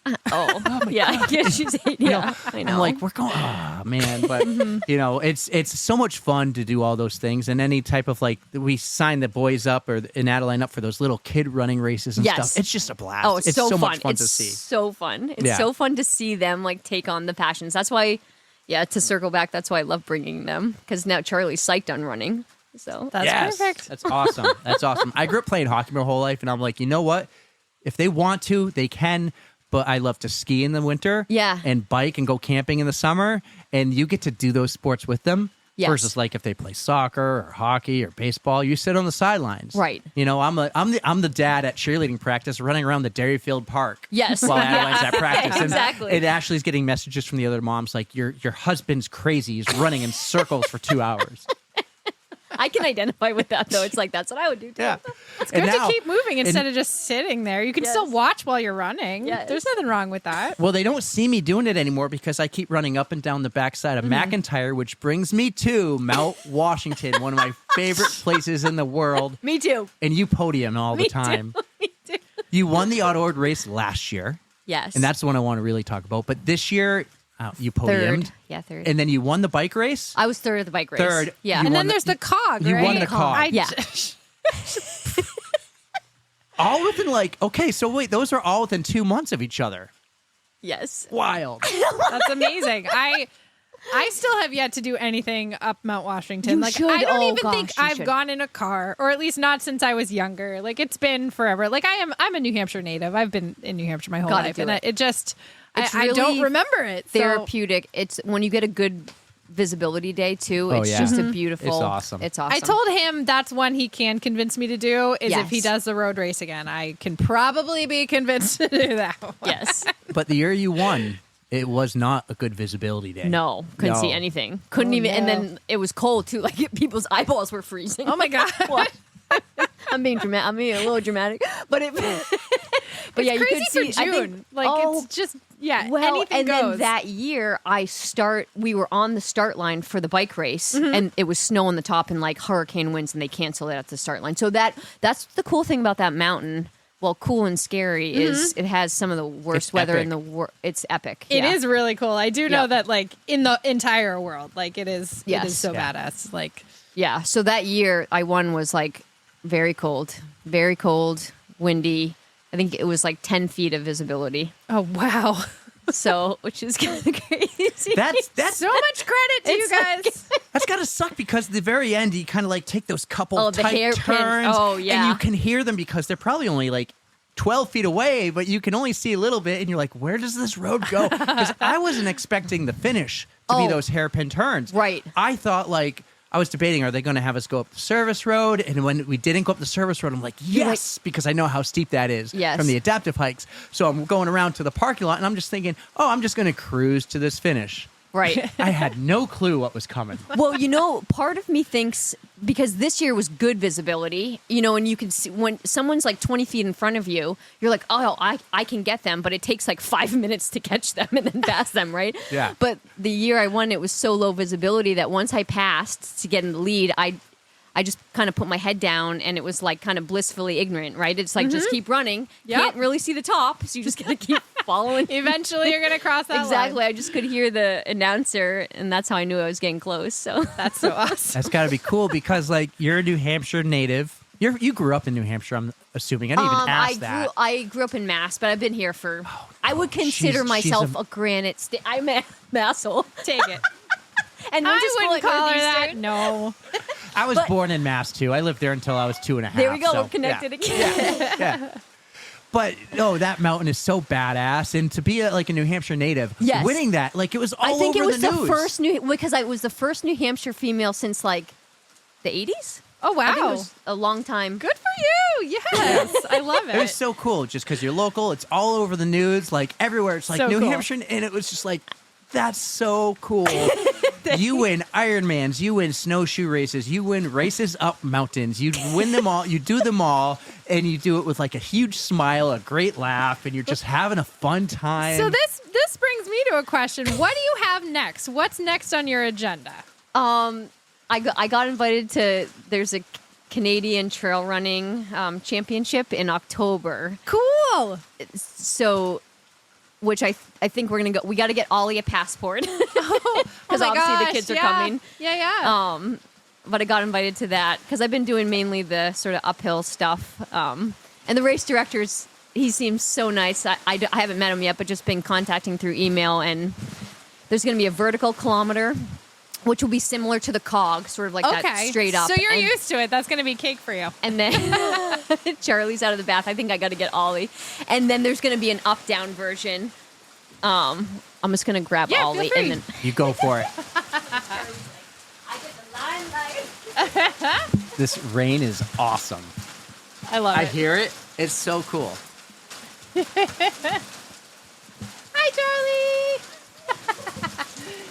Tummy time. Amber, all right. Final two questions, maybe. We always say that. Final two questions. Like, oh, no. Then we think about something else. But we each have our own question. One is mine. I am building this list. I'm calling it the Code Brown Commandments. Now, a Code Brown, we all know what a Code Brown is.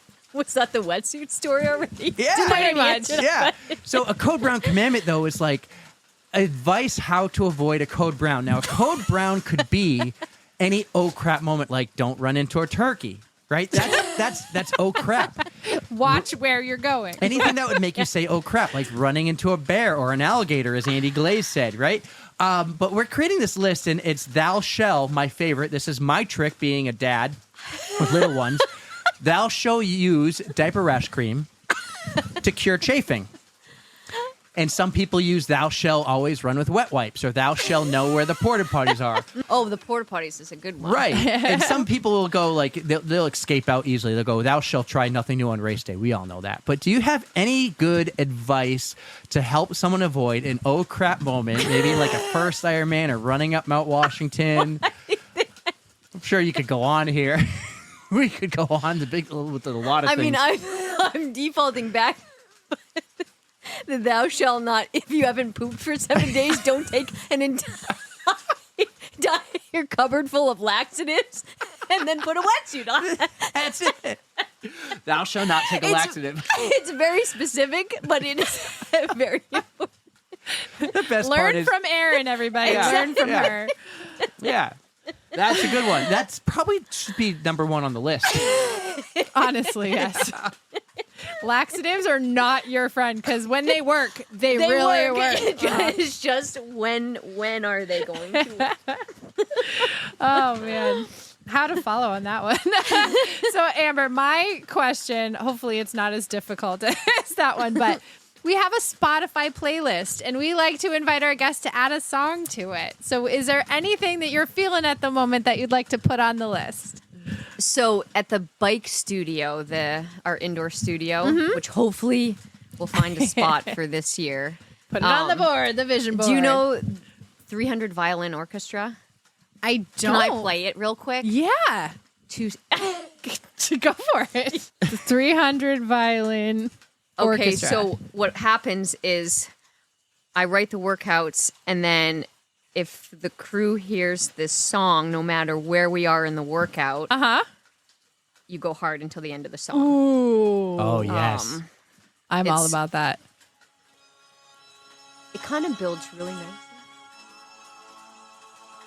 You'll get into it. I actually think I know what this is. I'm already feeling it, so this is getting my vote. I think the Boston Bruins play this Do or they? something like it before they come out to start the game. Okay. It's something I similar got to this. goosebumps But yes. for a second. I know, right? Okay. Yes. All about that. Send that to me. I'll actually put it in the Okay. feed so they really hear it. Oh, that's good. Yes. Yes. Absolutely. Yeah, so we did that as a funny, not funny joke. Do you where know it's when like- the song comes on? I make all the playlist. Well, so that's not true. Michelle, one of my friends and then assistant coaches, is she actually is like a playlist wizard. She's so good at putting these things together. But I also have my phone, so I can just play the song when I like it. Strategery right there. You guys are looking a little lazy. Bam. So as I say, those are our last two questions. But then I always think of something when I read the notes, and I got one thing for you. I mentioned a couple times my friend Scott Black. And if you ever listen to our podcast, like only a couple episodes, you'll love his little Road to Kona series. We did 4 episodes Road to Kona because it's like crashing the bike, crapping himself and going to the hospital. I feel like that was a common theme with him. Right? And then the bronchitis. And then in Kona, he had a mild heart attack. Wow. Yeah, so you should listen. But you've actually met Scott once. Oh. Because we followed your story for you, like we've been following you for a long time. Okay. And you did this crazy ride up Kearsarge, and you call it Everesting. Everesting. And he joined you for one lap on his bike. He Oh, rode to dang. it. I and didn't know that. Sorry. You didn't know who he was. Okay. But he wanted to see it, and he rode up with you and others for one of your laps. And so Erica, she goes to Kearsarge Mountain. Yeah. The one I ran That's up with the road Sammy. that you did, okay. One of the ones I ran up to train for Washington. Repeats, right? So It was 30,000 vert. To 30,000. equal the elevation of Mount Washington. Everest. Everest, Of yeah. Everest, dude, yeah. unreal. And it's like 20 plus. Is this like 20, a whole I event? ended up doing 21 laps. Is this just you doing it for yourself, I did or it, is we it like did an it as a actual fundraiser, event? so the team did it. And Okay. I think, I'm trying to think, there was a couple people that completed the Everesting. I mean, it was a 14-hour day on the bike, 150 miles. Holy but cow. 30, Up and down, up and down, up and up and down. straight up and down, up and down, up and down. And you're Yeah. only counting the vertical, like actually going Right, you up get no, towards it. you get no points, no points no, coming down. No. Wow. But that's a fun. We should do that. Are you interested in it? You know what? it's gonna make our Something schedules. I could be convinced to do because I may not do it on the bike, but I would run that. I could run that, and Okay. it would be exhausting That would be- and crazy. How many hours but I would that try. be? I don't know. Would you do but- that in a row? I mean, you did it in a row, didn't you? So why not? So So- that would be. I mean, it would be the same amount of miles, like 145. You should do it. That would be a weekend. So wait, that would be a people whole run weekend. this? People do it running? I think people have done it running. That would be an So entire weekend. The thing with Kearsarge is it's an okay mountain to do it on because it's really steep.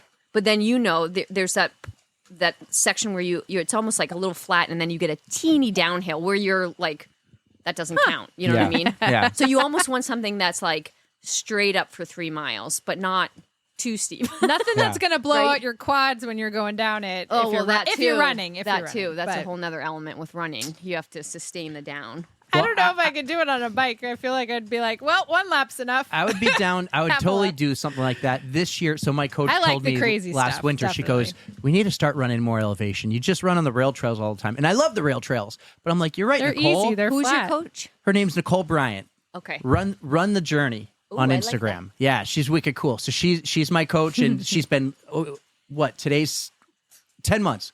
It's best thing I've ever done. Had a coach for the last 10 months. I Yeah, love absolutely. it. And she's just getting me. I did the 20 miler and then the 10, of course. But I did Washington, and then we're doing the marathon in November in Manchester. Oh, nice. So it's been a lot of fun. But she goes, let's get off the rail trail a little bit. And ever since that moment, I've been like, let's run to McIntyre and keep running up. And then I'm Yes. like, let's go do Uncanunic, and then let's go do what's the Pac-Monadnock, and then Yes. Kearsarge, and then Washington. And I'm just like, let's not stop.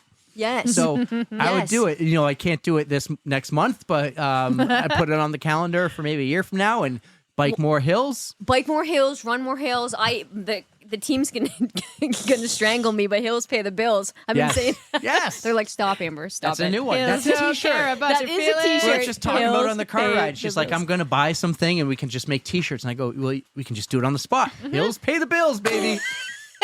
Well, it is. Well, It's dash. speed work in disguise. Well, it'll go hills pay the bills dash spaz.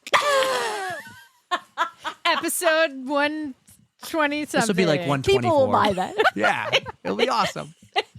But this was a ton of fun. was This a was ton so of much fun. fun. It I was hope we connect more. We should get her to do a Giuseppe's ride. That would be super cool. It'd be a cool or the experience wall for of me. But sand. You should come to. We're having a State 9 is a site. Do you know State 9? Yeah. So we're having a little mashup between State 9 and Giuseppe's. We're doing a ride September 15th. okay, this has been my worst year. On the Okay, bike, well, I haven't your been on. I but- have your info. So Yes, you do. You got my number now too. You got it all. This is so much fun. was a Thank ton you of so much for inviting us to your house. It was so cool. It was raining a little harder earlier, and the mic was picking up. I was like, "This is awesome!" And now we got our first. Well, no, it's not our first baby. Our third baby on the pod because my boys are 1 and 2. podium. Yeah, podium finish. That's right, Ollie. Ollie's joined us for the last like 5-10 he's so minutes. So this is so much fun. Let me was a tell you, ton of this is a bucket list one for me. Just in a way, like, okay, we've had some cool bucket list people, but You you're, guys have so much in common. you're I just need to local. start doing the tries. and I've been following you, like I said, for years. And when I was addicted to triathlon, and I was like doing my own Instagram page, and I was trying to like, I always want to do a podcast, and then. Yeah. I got her. She was my long day training buddy. Oh, that's awesome. I was training for the Ironman. She was training for marathons. We've known each other for, can you believe freshmen just moved into Plymouth State and we moved in 20 years ago this week? Wow. Yeah. I know. That's crazy to think No. about. Yeah. 20 years ago this week. Damn It goes class of 2028. And I'm like, Oh my god. We were Crap. class of 2008. 2008. Yeah. I'm like, oh my Yes. God. It's Oh my yeah. gosh. Now I feel Wow. ancient. Yep. So we say we met 20 years ago on a Monday night, and that's why we call this Monday Night Media. So, That's yeah, awesome. yeah. We got our roots. We got our roots. Yes, we do. awesome. But you This is so definitely much have fun. a fan in me. I'm going to be following along with all the stuff you're doing, especially if it's as epic and insane Yeah. as it has been. So Yeah.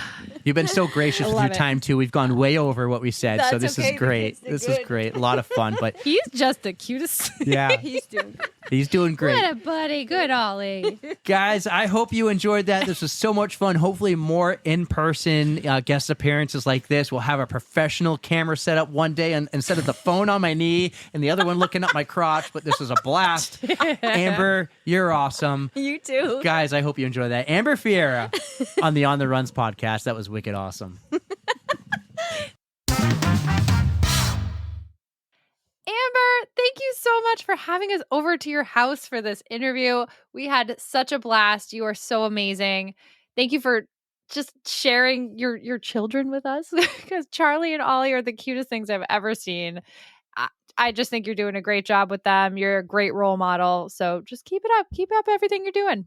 Keep winning. Podiums. Yes. Yeah, podiums every Yes. weekend. It was awesome. What a cool experience for us coming over. I was very nervous. Now we've done in-person They're ones usually before, at my but house. your house or Scott's Mhm. house, someone we really know Yeah. well, and someone who we can just, if we mess up, we can laugh and do it again Right. later. But Amber's not someone we know, so this is the first time we've done it with, let alone, like, she's a professional, number one. But even if she wasn't, I would have been nervous going to someone's house who we don't know and messing up or not being prepared. So I was testing everything before to make sure we had it figured You out. did a good job. It was so cool.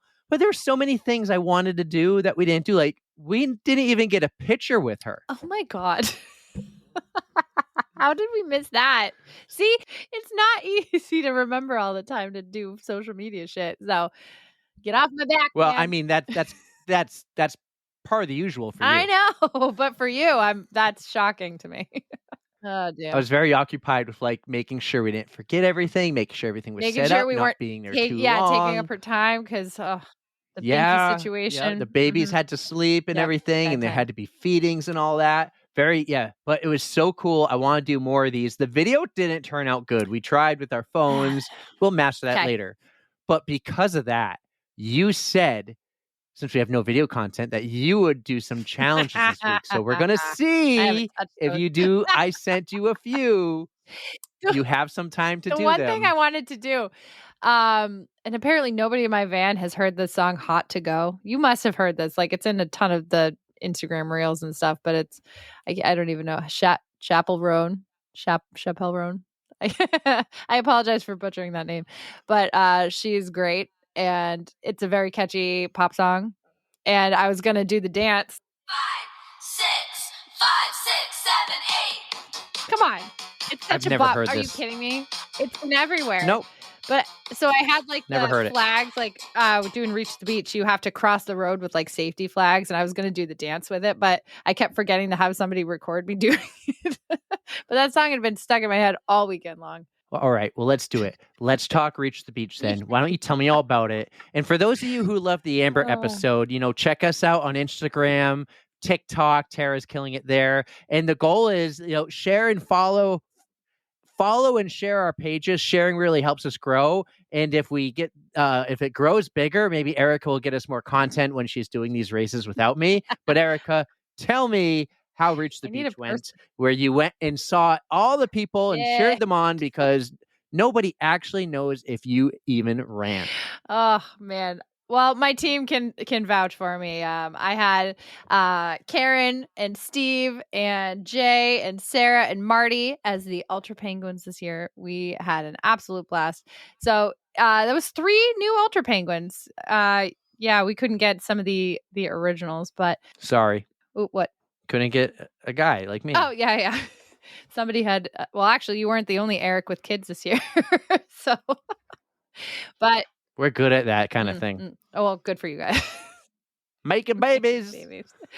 But yeah, so we had a great time. We had a little bit of a van snafu in the beginning. I saw Yeah, that. so we And like someone didn't even make the van meetup. Mhm. Wait, who didn't make the? Oh, Some girl like had to drive yeah, up at she had 4 in the morning. she had to meet us up in like the Bretton Woods area. So that was a thing, just trying to get her to find her a parking spot overnight. So, but we went up early and went to pick up our packet. And the first people I bumped into this weekend were the badass undercover runners. That's our girls, Justine, Nicole, Sammy, Jen, and they had one other. I believe her name was Danielle. And they were an ultra team of 5 badass women. And I saw that. so I at least Yeah, at least put a because why? picture of them. I saw it because they posted on social media. Yeah, social media people, I just don't. There's only 5 of them. No driver either. That is I don't know how they did it. This is going to be a theme, guys. This is going to be a theme today. I'm just gonna stop talking I about it. still love Erica. We don't hate I'm each gonna other. slam the laptop shut. But this was a common recurrence, just seeing people as we go. I actually had a really fast team this year. My first leg. Now hold on. Wait. What? Badass lady, undercover lady runners. Did they pass you? I didn't see them, so I don't know if they did or not. I don't know. Because they started like 4 hours They did start you. behind us. I didn't see them, but there was one point where I was sleeping. Or I was trying to sleep. I think I got 40 whole minutes of sleep that weekend. So I'm not sure if they did, but if they did, they deserved it because they were. I'm gonna just picture that they did. Sure. I'm gonna imagine it. They had an ultimate kill. Sure. The ultra kill, as we're gonna call it. But no, we definitely got passed by some other ultra teams because there was a team of the ultra. What was it? The Manchester Police Department ultra team, and they only had 4 people on their team. So, I was like gassed at the end of it, and I got passed by one of the guys. So I'm like, you deserve this. The locals here in Manchester didn't approve all their time off, so they only had 4. If that's the case, that's just real shitty, though. Yeah, we needed them on the streets. Well, either way, they kicked some ass. But yeah, as we were running, I got to see Lena. I think I screeched and she heard me. I saw that too. Literally, she even tagged me. Yep. So I saw Lena at first, and then when we finally got to Bretton Woods, I saw her again, and I saw Laura and Jenna, and we started talking about Jenna Lacey. And you, Laura. I love you both. All 3 of you. Jenna Lace. I remember. Yeah, you remember. I know what you remember. Jenna Lace, Lisa Lace, you remember. Oh, man. I'm trying to find a message here. I was talking to Lena, and so Lena and her family had a very, very close, I think, family friend who passed away. Oh, really? So a lot of them ran in honor of their team. And what stinks is I'm in the wrong group chat. I have to go to my own page or something. But long story short, they ran in honor of their friend who passed away. I actually think he died hiking. Oh my God. Yes. I heard about this. All right. So Lena's team was the Monte Beaches. That was their team name last year. And so one of their friends owns a local coffee shop in Plymouth called Monte Alto. Nice. So they became Monte Beaches, I guess. But yeah, they had a very good friend who passed away earlier this year. And so they all ran in memory of him. It was a very emotional run, but it was a lot of fun. And it was nice to see Erica so much. And I thanked her for sending me the photos and tagging us. I loved seeing Lena too. It was so nice. And Laura and Jenna too, that they're always so supportive of all the runners, and especially me. Like, I remember last year I saw their van parked on the side of the road, and I was really in a dark place and they just perked me right up, and I finished. So that's got to count for something. But yeah, it was great to see them. But Bretton Woods was the place to be. And once we finally got there, I saw Sarah and Mike. I got to see Ian, Amanda, and Marie from RWB. Like I haven't, What's up, I Ian? haven't been there in forever. And I was like, I miss you guys. I really need to go back to the club. So I saw Chris. Chris. Remind me about that. But Oh, I saw sure. Chris. I'll try to remind you. And this is where we actually got to meet up with the other Penguin team, the Penguins Marching South. So we got to see all of them there. Yeah, both fans were there. So that was like an epic Penguin meetup. I do have these pictures. I promise I will post them. I just need to sit down on the couch. No, the time has passed. You got to Nuh-uh, post it's them Metal throughout the Monday trip. still. It's a storyline. It's a No. storyline. Today is Monday and it's still Metal Monday. So I will Metal Monday post and do some stuff. So it may be at like 11:59 tonight, but it'll be posted today. So you guys listening will get some content. Go check the gram right Mhm. now. I'm waiting for her to do it. She better collab. Oh, okay. So that's how it's going to be. Well, you did. What do you want? Do you want donuts? I'll give you. You said you do almost anything God, for we donuts. have such a weird group chat. Somebody, how did that even start? What was it, Tara? Something about donuts. What do they I do? don't know, but I feel like you guys hate me for what I'm sending lately. Well, you send some weird shit. Yeah, I don't need. To be honest, I saw some of the things you were sending. I'm like, I'm not watching that. Lindsay's did you the one watch who the vets one with it, the and I drumsticks? said no. Yes, and I go, ugh. Was that an AI thing? Like, I don't even. It must have been. Don't because look. chicken like drumsticks don't were look it in the up. packaging, and then they start This is moving, gross. and then all of a sudden it's a bunch of like baby pigs. Oh, I didn't. I literally just saw like the first 3 seconds. You didn't watch to the No. end? Oh, it all turns into No. pigs. It's almost like they were pigs the whole time. No, I'm not doing it. But there was like a big hairball in one of them. I'm like, nope. Lindsay watched these and goes, No, that was the toilet. oh God. Oh, I didn't even. And Lindsay just was like, fuck that right off. And I said, She goes, your algorithm is so yeah, weird. your algorithm is fucked. So I'm not touching that. I just ignored a whole bunch of videos. But yes, I was busy running during most of this stuff. I swear to God, I ran. Sure. But I bumped into Beard too a couple of times, and this was his first Ragnar, and he was having a tough time with the no sleep, but him and the Really? Bulldogs, he was with the Boston Bulldogs, and I think they did really well. I saw them at the finish line too. Yeah, it was good. Well, very cool. I mean, I'm having fun teasing you about not posting. You got FOMO, even though though, you don't keep you? saying you will do Mhm. it. Honestly, I'm not surprised that you didn't do it. I asked Lindsay. I went running with Lindsay on Friday, and it was like 4:00. And I go, they've been running for 10 hours and not one post yet from anyone on the team. So I'm not surprised about you, but the others on the team, I'm kind of like, what the heck, Jay and Karen? Like, you always come through They for did me. post like a picture apiece. They didn't post a thing. No, I feel like today they did. I got tagged in some stuff. I got one video of the start 12 hours after it started. I was like, I want a storyline. I sent the message to the Okay. group chat. Hey guys, have fun. I'm going to miss Yeah. you. Send all the videos here in this chat and I will take care of the work. With the exception of the No the exception. undercover runners, they are like something else because they social media'd and ran at this like the same time with down a runner. But there's just not as much downtime as you think there's going to be when you're doing an ultra team. It's just you're trying to either sleep or you got to eat and you got to change, but you got to drive and you got to go somewhere. And then you're like, oh shit, I got to run again. And where's my shoes? And it's just a clusterfuck. Nobody knows that because you didn't document it. I don't want to be And that you know guy. what? The ultra bad runners, runners undercover, whatever their team name was, you know what else they did? What? They brought their podcast equipment. Well, you know what? I quit. Good night. I'll see you guys later. Apparently, I'm not cool enough to do it all. If anybody wants to co-host with me on the Runs podcast, don't even think about applying because none of you will ever fill Erica's shoes. You're lucky you said that because I'm about to be like, bye. Well, check out my shirt. Drummer Hill Trail Races.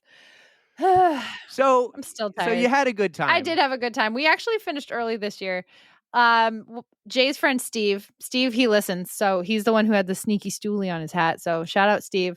He's too fucking fast. Oh, wait. He's too fast. I might have to put the application up depending how this question What? goes. Uh-oh. Did you at least throw some On the Run's magnets on You Vans? better fucking believe I did. Yes. Oh, right. I damn straight. I knew you could do it. I didn't lose faith at all. Honestly, I barely put, I think I might have only put a couple of the penguin ones up. I went around with the On the Runs magnets. That's marketing, Yeah. baby. Yeah. Way to go. Oh, there was even somebody, All right.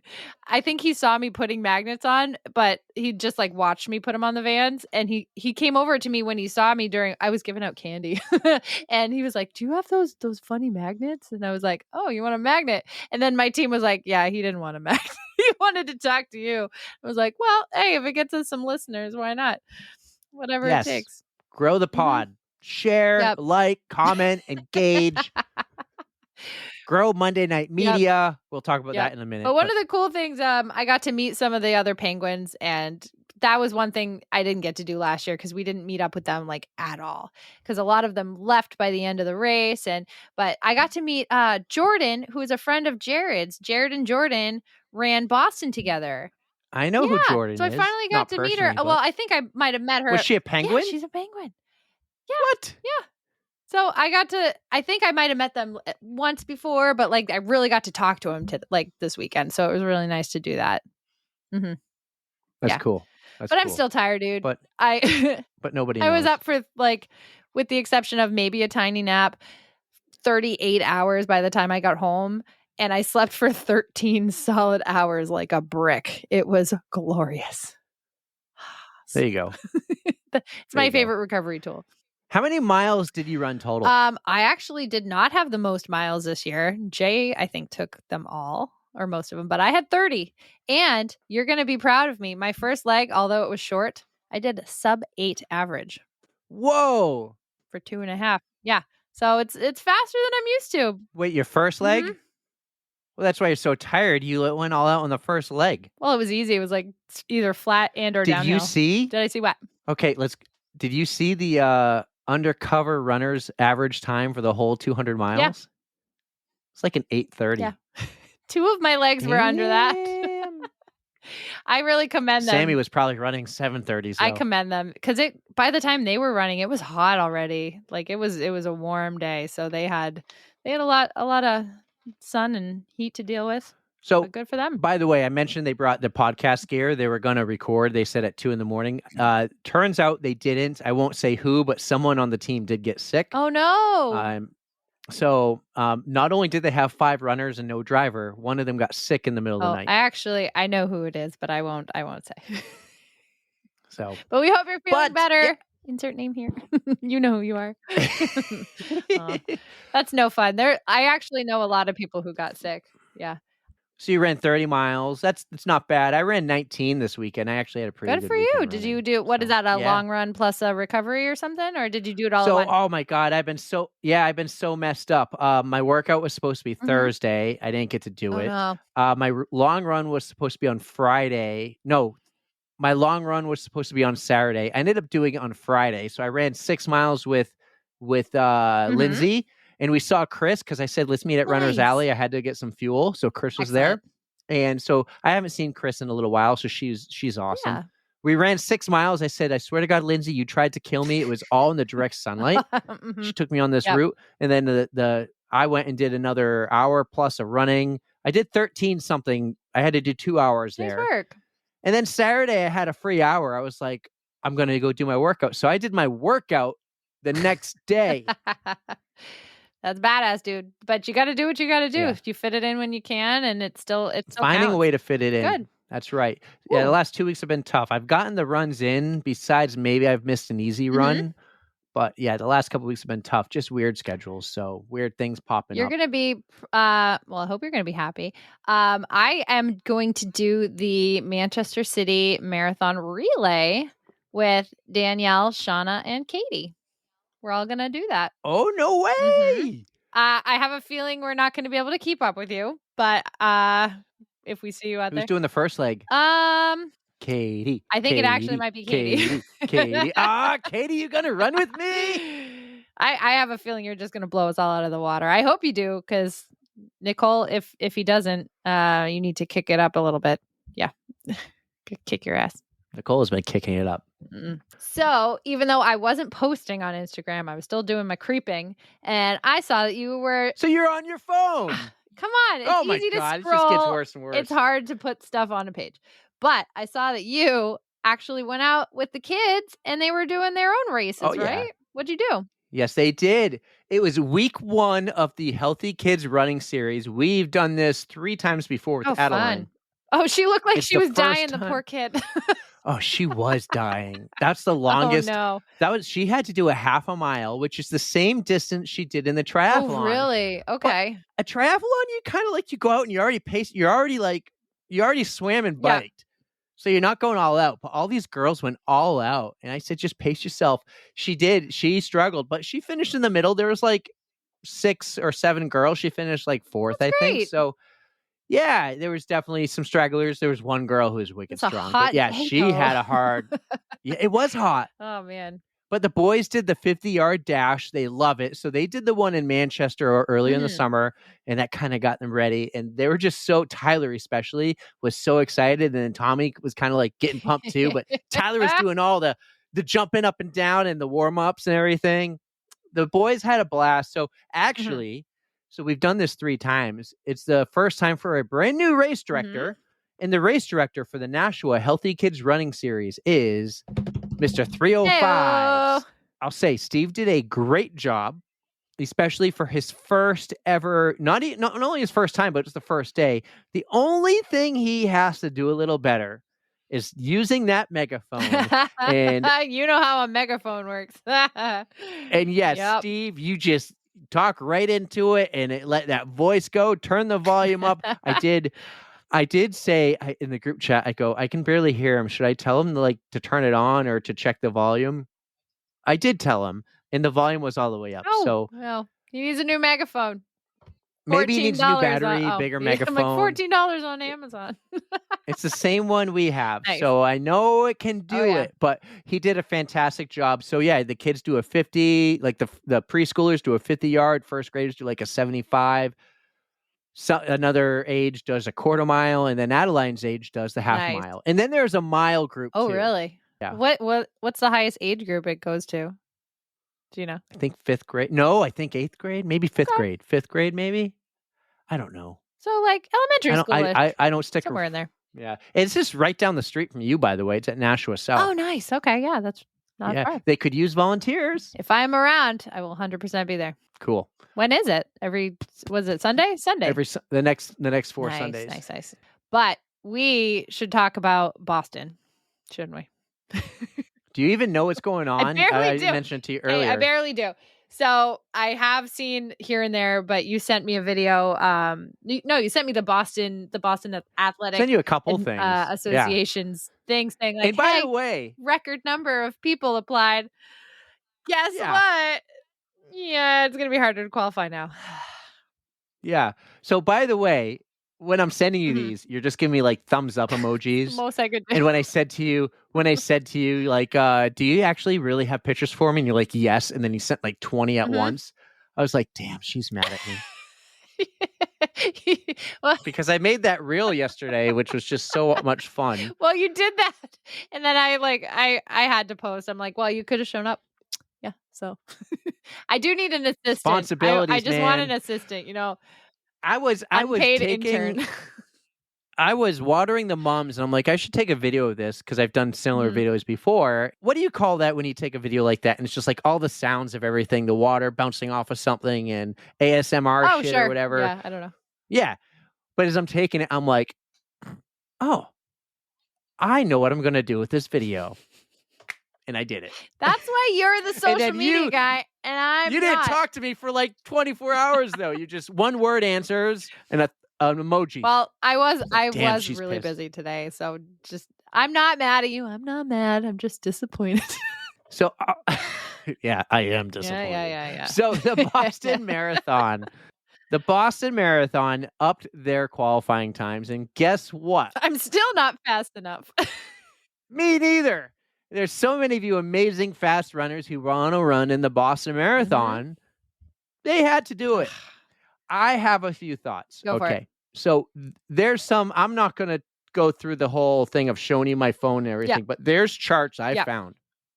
And every year, they take the same number of qualifiers. Yes. All right. So if more people qualify, more people are not going to get in. It's not like, oh, okay, we're only going to take 25,000 this year, but last year we took 15. Every year it's the same number, and it's like 80% of the entire field. I made that number up. Okay. But it's much larger than the charity runners. Yes. So for some reason, they can't do a race more than 35,000 runners. Only 1 year they've had more than 35,000 runners, and it was year after the bombing, right? Yes, and it was like they had like 3,800 or something. Yeah. I think they let everybody in. But now you have like 90,000 people who want to do this race, and they can't make 90,000 of you happy if they can't even do more than 35,000. Chicago and New York have the capacity. I mean, they can do 50,000, which is incredible. Yeah. But like, just the demand, it's overwhelming. So they had 36,406 people apply who qualified. Good, fantastic, awesome job. Here's my thought. All right, I'm never going to qualify. You're never going to qualify. Not until I'm like 80. Unless we qualify under the 80 plus bracket, which is a 5-hour, 20-minute marathon for you and a 4:50 for me. That's so hard at 80. Oh my God. The only way for us to get in ever is through charity or someone gives us a bid because we have a running podcast, and that's pretty awesome. Fingers all right. crossed. Yes. I'm sorry if I'm all over the place here, but it's always, I'm going to use simple numbers. They always allow 30,000 runners. It's not factual. And 5,000 charity runners. That number never changes. Whatever the number is, it never changes every year. Yep. Priority should go, in my mind, to people who qualify. If you qualified, but you didn't make the cutoff, maybe there should be like a early bird application from qualifiers only to a charity. Oh, okay. Give them the opportunity to try to get in if they still would like to. But do you think the fundraising standards would be the same as if you were just going to try to do strictly I think it would have to be the same because these they want to make money. I think it would have to be the same. You know, what did Hillary say? You pledge. Yeah. So you need to pledge and they need to accept you, right? And they need to accept your pledge and then you're locked in for that number. Yeah. Then after their time has passed, anyone else who wants to run under charity can apply. But my thing is this, if you run under charity this year, maybe you shouldn't do it the next year. Give someone else the opportunity because there's a lot of people might not agree with me on this. It's a hot take. That is a hot take. We do know that Tara Pterodactyl said she will not run it next year because she's already done 2 years in a row and she doesn't think it's fair. And I support her decision. I'm not here to decide if it's fair or not, but I think there needs to be some flexibility because this sport is growing and it's growing rapidly and everyone wants to run this race in a world major. And unfortunately, not everyone can. And a lot of people in a couple of weeks or months, whenever it is, are going to be disappointed. And it's all we're going to hear about is you should open more bibs up to the qualified runners. But the numbers never changed. It's never changed. It's the same every year. I got the image. I'll post it on social media, the graph. If it ever has changed, it's changed like maybe 100 people. Oh, so tiny, minuscule, changes. Yeah, the line's there. The only number that does change sometimes is charity runners. Now some people might say, you're going to hear this too. Oh, well, they give too many bibs away to the influencers. Agreed, they do. And I would love them to give me one. I'm not a running influencer. But I think it all just has to be regulated. If you qualified for the Boston Marathon this year and you got in, maybe the same thing. If you finish the race, maybe you take a year off and give another person a chance to qualify. But you know what? I'm going to take that back because then you're going to have less people trying this. So everyone just has to go all out if you want to qualify, and fingers crossed. But I mean, this is going to happen. The city can't hold 50,000 runners, unfortunately. Yeah. I mean, they probably could, but a lot more is going to go into it logistically. Like this race runs through small towns. Yeah. Schools host all these people. and everything. So it's tough. And no, I don't think it's a hot take. It's just my take. But Yeah, it's hard because I know everybody does want to run Boston, and it's such an iconic course that you really can't. You're not going to change it. Like it's been there for 100 years, 120, 130 years almost. So right. it is. I mean, what you it know why is. I don't run Boston? Do tell. What do I always say? Why don't I run Boston? You have to earn it. You have to earn it. And I don't think I've earned it. I've only run one marathon, one Ironman, so maybe 2 marathons. Hey, your Ironman counts. That's legit. You don't see me doing those. But like, I feel like you just can't jump into the Boston Marathon because you want to run the Boston Marathon. That I feel like you have to earn it running for a few years and do a lot in the running community. I mean, nothing against the people who do, or the people, especially the ones who fundraise money and raise a ton of money for That great would causes. be earning it. But like, I think so. I feel like you need to earn it running wise. You Do marathon. Like mentioned you this. should have a marathon under. Do you think Oh, I know quite a few people. the Boston Marathon should be your first I marathon? know a bunch of people who it was their first marathon. Oh, I know it happens. What? I know it Yeah. happens, but do you think like that should be? I don't know. That's a hot take. I don't know. Like, should a world major be your first marathon? I mean, why not? I mean, not gonna lie, I kind of get PO'd when I hear like someone got an invite to Kona. Well, that's different. That's a world championship. Like, But they get the invite and they never done a full Ironman. that's a little different to me. I mean, you are going And to put in the effort. There's more people than just one. There's more people than just one that's happened to. I know a few who it's happened to, and not personally, Yeah. but like, all right, the host of a NASCAR show does half triathlons, and then she's like, oh, they offered me to do the full because she's on TV. I'm like, you didn't earn it. Go do a full first, and then go to Kona. Okay, so I'm with you on Kona at the very least, but I think and world if majors. you're going to put in the effort, I mean, with the other world majors, you can get in through a lottery. So if that's going to be your first, go for it. But Boston is a little different. If you're going to put in the training time, if you're going to fundraise all of that money, why can't it be your first one? If you're lucky enough to get chosen on a charity team or lucky enough to get a bib somehow. I'm not asking for you to run hundreds of marathons. I'm asking for like at least one. I know. It might be nice to know what you're getting into before you go running Boston, but it is iconic. And what if it's your only marathon and you just want to do only Boston? Why not? No. No. Because then you don't really want to be part of the community and the running community. Like Boston's special, Hey, man. not everybody And- has to be a marathoner to be a runner. So, I mean, if that's just your goal to just do one marathon and have it be Boston, I'm all for that. There has to be some kind of like way if you want to submit an application, if you didn't qualify, you need to show something that tells me why Boston's going to be special and important to you. I feel like that is something if somebody's going to give you a bib. But if you're like, that should be separated from charity runners. You know what I mean? I feel like it works for both. I mean, a charity runner can say, I'm running for my Well, you know mom. what? You do technically have to fill out an application for charity. Like you have to do all of that and say like, why are you running? How are you going to do this fundraising? Like what does this mean to you? So that is a deciding factor for a lot of places. Yes, in my scenario where a runner might say, I want to run the marathon to raise money for cancer because my mother died from cancer, something like that, right? That's great. But I feel like there has to be another running element to it that says like, I am a runner, or I want to be a runner, or I've done this many half marathons or this many 5K ultras, and I want to do this race in honor of a loved one. I'm trying to remember like what if There's like a lot of people who don't have that story. Yes, I get that. And they just run the marathon because of social media clout. Because they want to post and say, like, they run that one, but they won't run the Manchester City Marathon because, that's not a big marathon. But what if But it's a wicked Boston's your hard one. hometown and you want to run your hometown race? It is my hometown. I know. So what if that's somebody else's and that's the first race they want to do is their hometown race? Go run the BAA 5K or 10K or half. Maybe they did. No, there's people out there who don't. There's people out there who just do that. Where are these people? I've never met these people. I don't know. Oh, I'll cut that. I figured you would.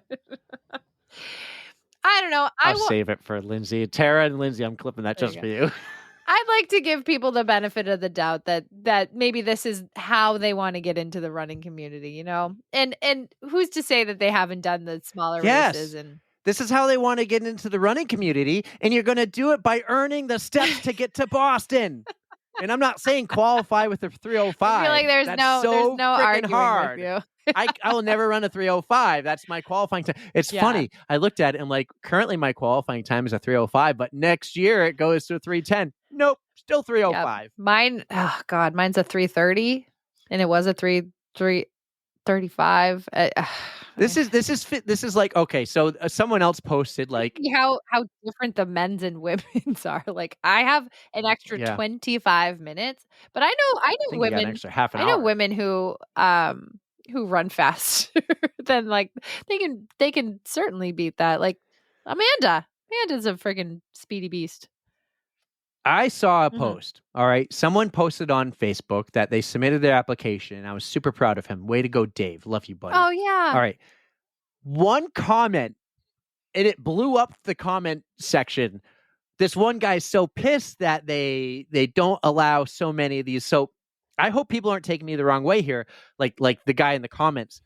I totally disagreed with this dude's comments, saying it just needs to be qualified runners. I don't care if it's 3,000 or 4,000 runners who actually run the race. Who cares? Charity runners shouldn't do it. No, charity runners and runners like you and me, Erica, and like Tara and Lindsay and Nicole and Sammy and Justine and everyone else we know, Jay, our whole pod family. The whole reason this running community survives and strives and grows is because of us. We're the ones who do it. And if anything, I'm saying I would love to see more of us get the chance to run it and see the qualifying times go down. Yes. And I would love to see 50,000 runners.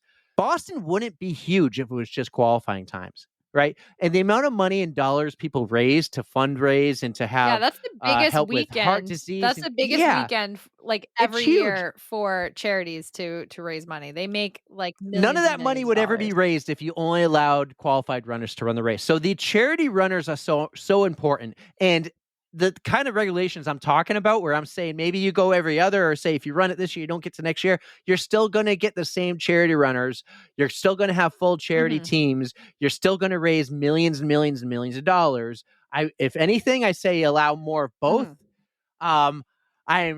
You are like heated. You are so heated right now. But this is making me nervous because I want to run Chicago again. And now if I get a spot, I'm not giving it up. My point is the sport is surviving because of runners like us. This guy's post, his comment ticked me off.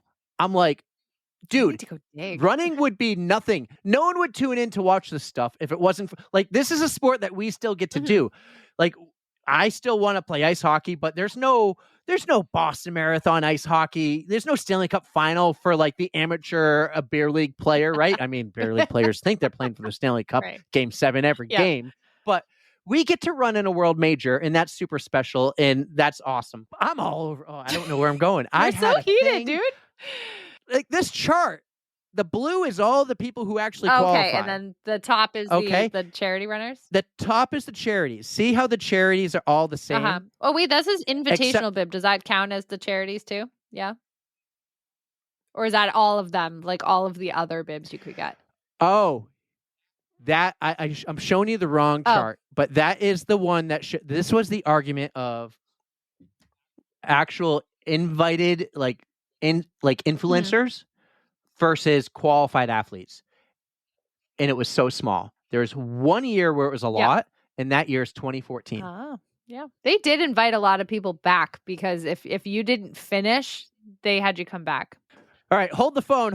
Okay, our guest just came in. This is our guest in a couple of weeks. You're going to hear her. But Stephanie, welcome to the podcast. And she just said she would talk Boston really quick. Nice to meet you, by the way. Thanks for having me. Stephanie, all right. Here, did you see the qualifying times for the Boston Marathon today? Yeah, the qualifying times for the Boston is I'm going to have to raise thousands and thousands of dollars to get there or outlive everybody and get faster at the same time. I like the outliving everybody part. Yeah. That would be sweet. So Erica and I are in the category of probably never going to qualify on time. And even if we do get a BQ, we'll probably get it by a couple seconds. And then we won't We'll get the get- bib You get because of the bumped. cutoffs. Mhm. So I was showing her some data saying every year they allow the same amount of qualified runners in. It's always like the same number. And it's the same number for charity runners too. So my thought was, this doesn't work out in either of our favors, by the way, Stephanie. This is not working in No. our favor. But if you qualify for the Boston Marathon by BQ, but you don't get picked, you could get like a first opportunity bib for a charity spot because there's going to be a lot of pissed off runners Oh, yeah. who qualified, but they don't get to run. And then my other thought was this. If you're a charity runner this year, you have to take a year off. It lets someone else have the opportunity to run the Boston Marathon with a charity bib because there's a lot of people who do it every year. And there's nothing against that. But my theory to help get everyone to be included in the community and to run is that. Probably will never happen, but that's my thought. I think, Erica, that was good. I had a second there to contain my thoughts. He got to rethink about what he was talking about. So I see the appeal. Yeah, I don't think that'll ever happen though. No, it Yeah, won't. supply and demand. Yeah, which it's good. Demand is high. It's good, but it would be nice if 50,000 runners could run the Boston Marathon. I think that would solve everything. But they're at like a deadlocked number of 35,000 and 36,000 applied. So there's going to be a lot of upset runners. Oh, Erica, boy. I think we can talk more about this when all those upset runners go all just up on social media, and we'll talk. Oh, about it's it already more. happening. You haven't been on Facebook yet? Oh, did no, they it's already just do been a all few the hours. acceptance We had a letters and Monday. the denials and stuff like that? Or Oh, I don't know, but I know that a lot of people are just angry about the gonna get times even and worse. the cutoffs. Yeah. Oh yeah. Well, I mean, it's a good problem to have, I think, is what I was trying to say about that dude who made the comment, Erica. Like, this is a good problem to have because a lot of people are runners and they want to be runners, and it's super cool and the community is super open to it. We just need to expand Boston a little bit and make room for about 20,000 more know. people. If someone can like house everybody in the Hoppington area, let us know. We can get Shut down some 20,000 more. more But streets. we got to get to our amazing guest, Stephanie. You guys are going to hear from her in a couple of weeks. This is super fun. She's going to drop some big news too. But Erica, we need to close out this podcast, episode 125. Let's see if you do your content challenges this week. We'll see. I'm at least going to make my Metal Monday post. You guys will enjoy that. So we just want to thank you guys once again and always for listening. You know we love you. Don't fear the code brown. And don't forget to stretch. 3, 2, 1.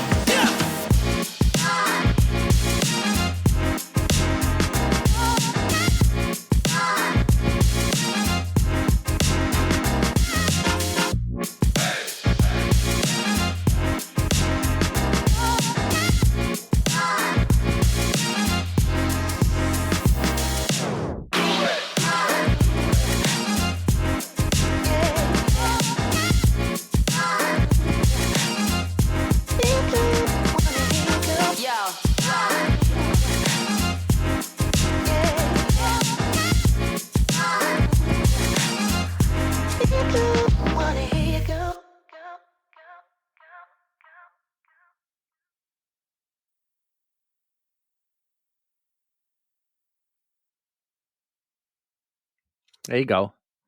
I did take some pictures, some, but we were so fucking busy. Such is the ultra life. So many other people took pictures and posted them. Yeah, but it's none of my business. being present with my team.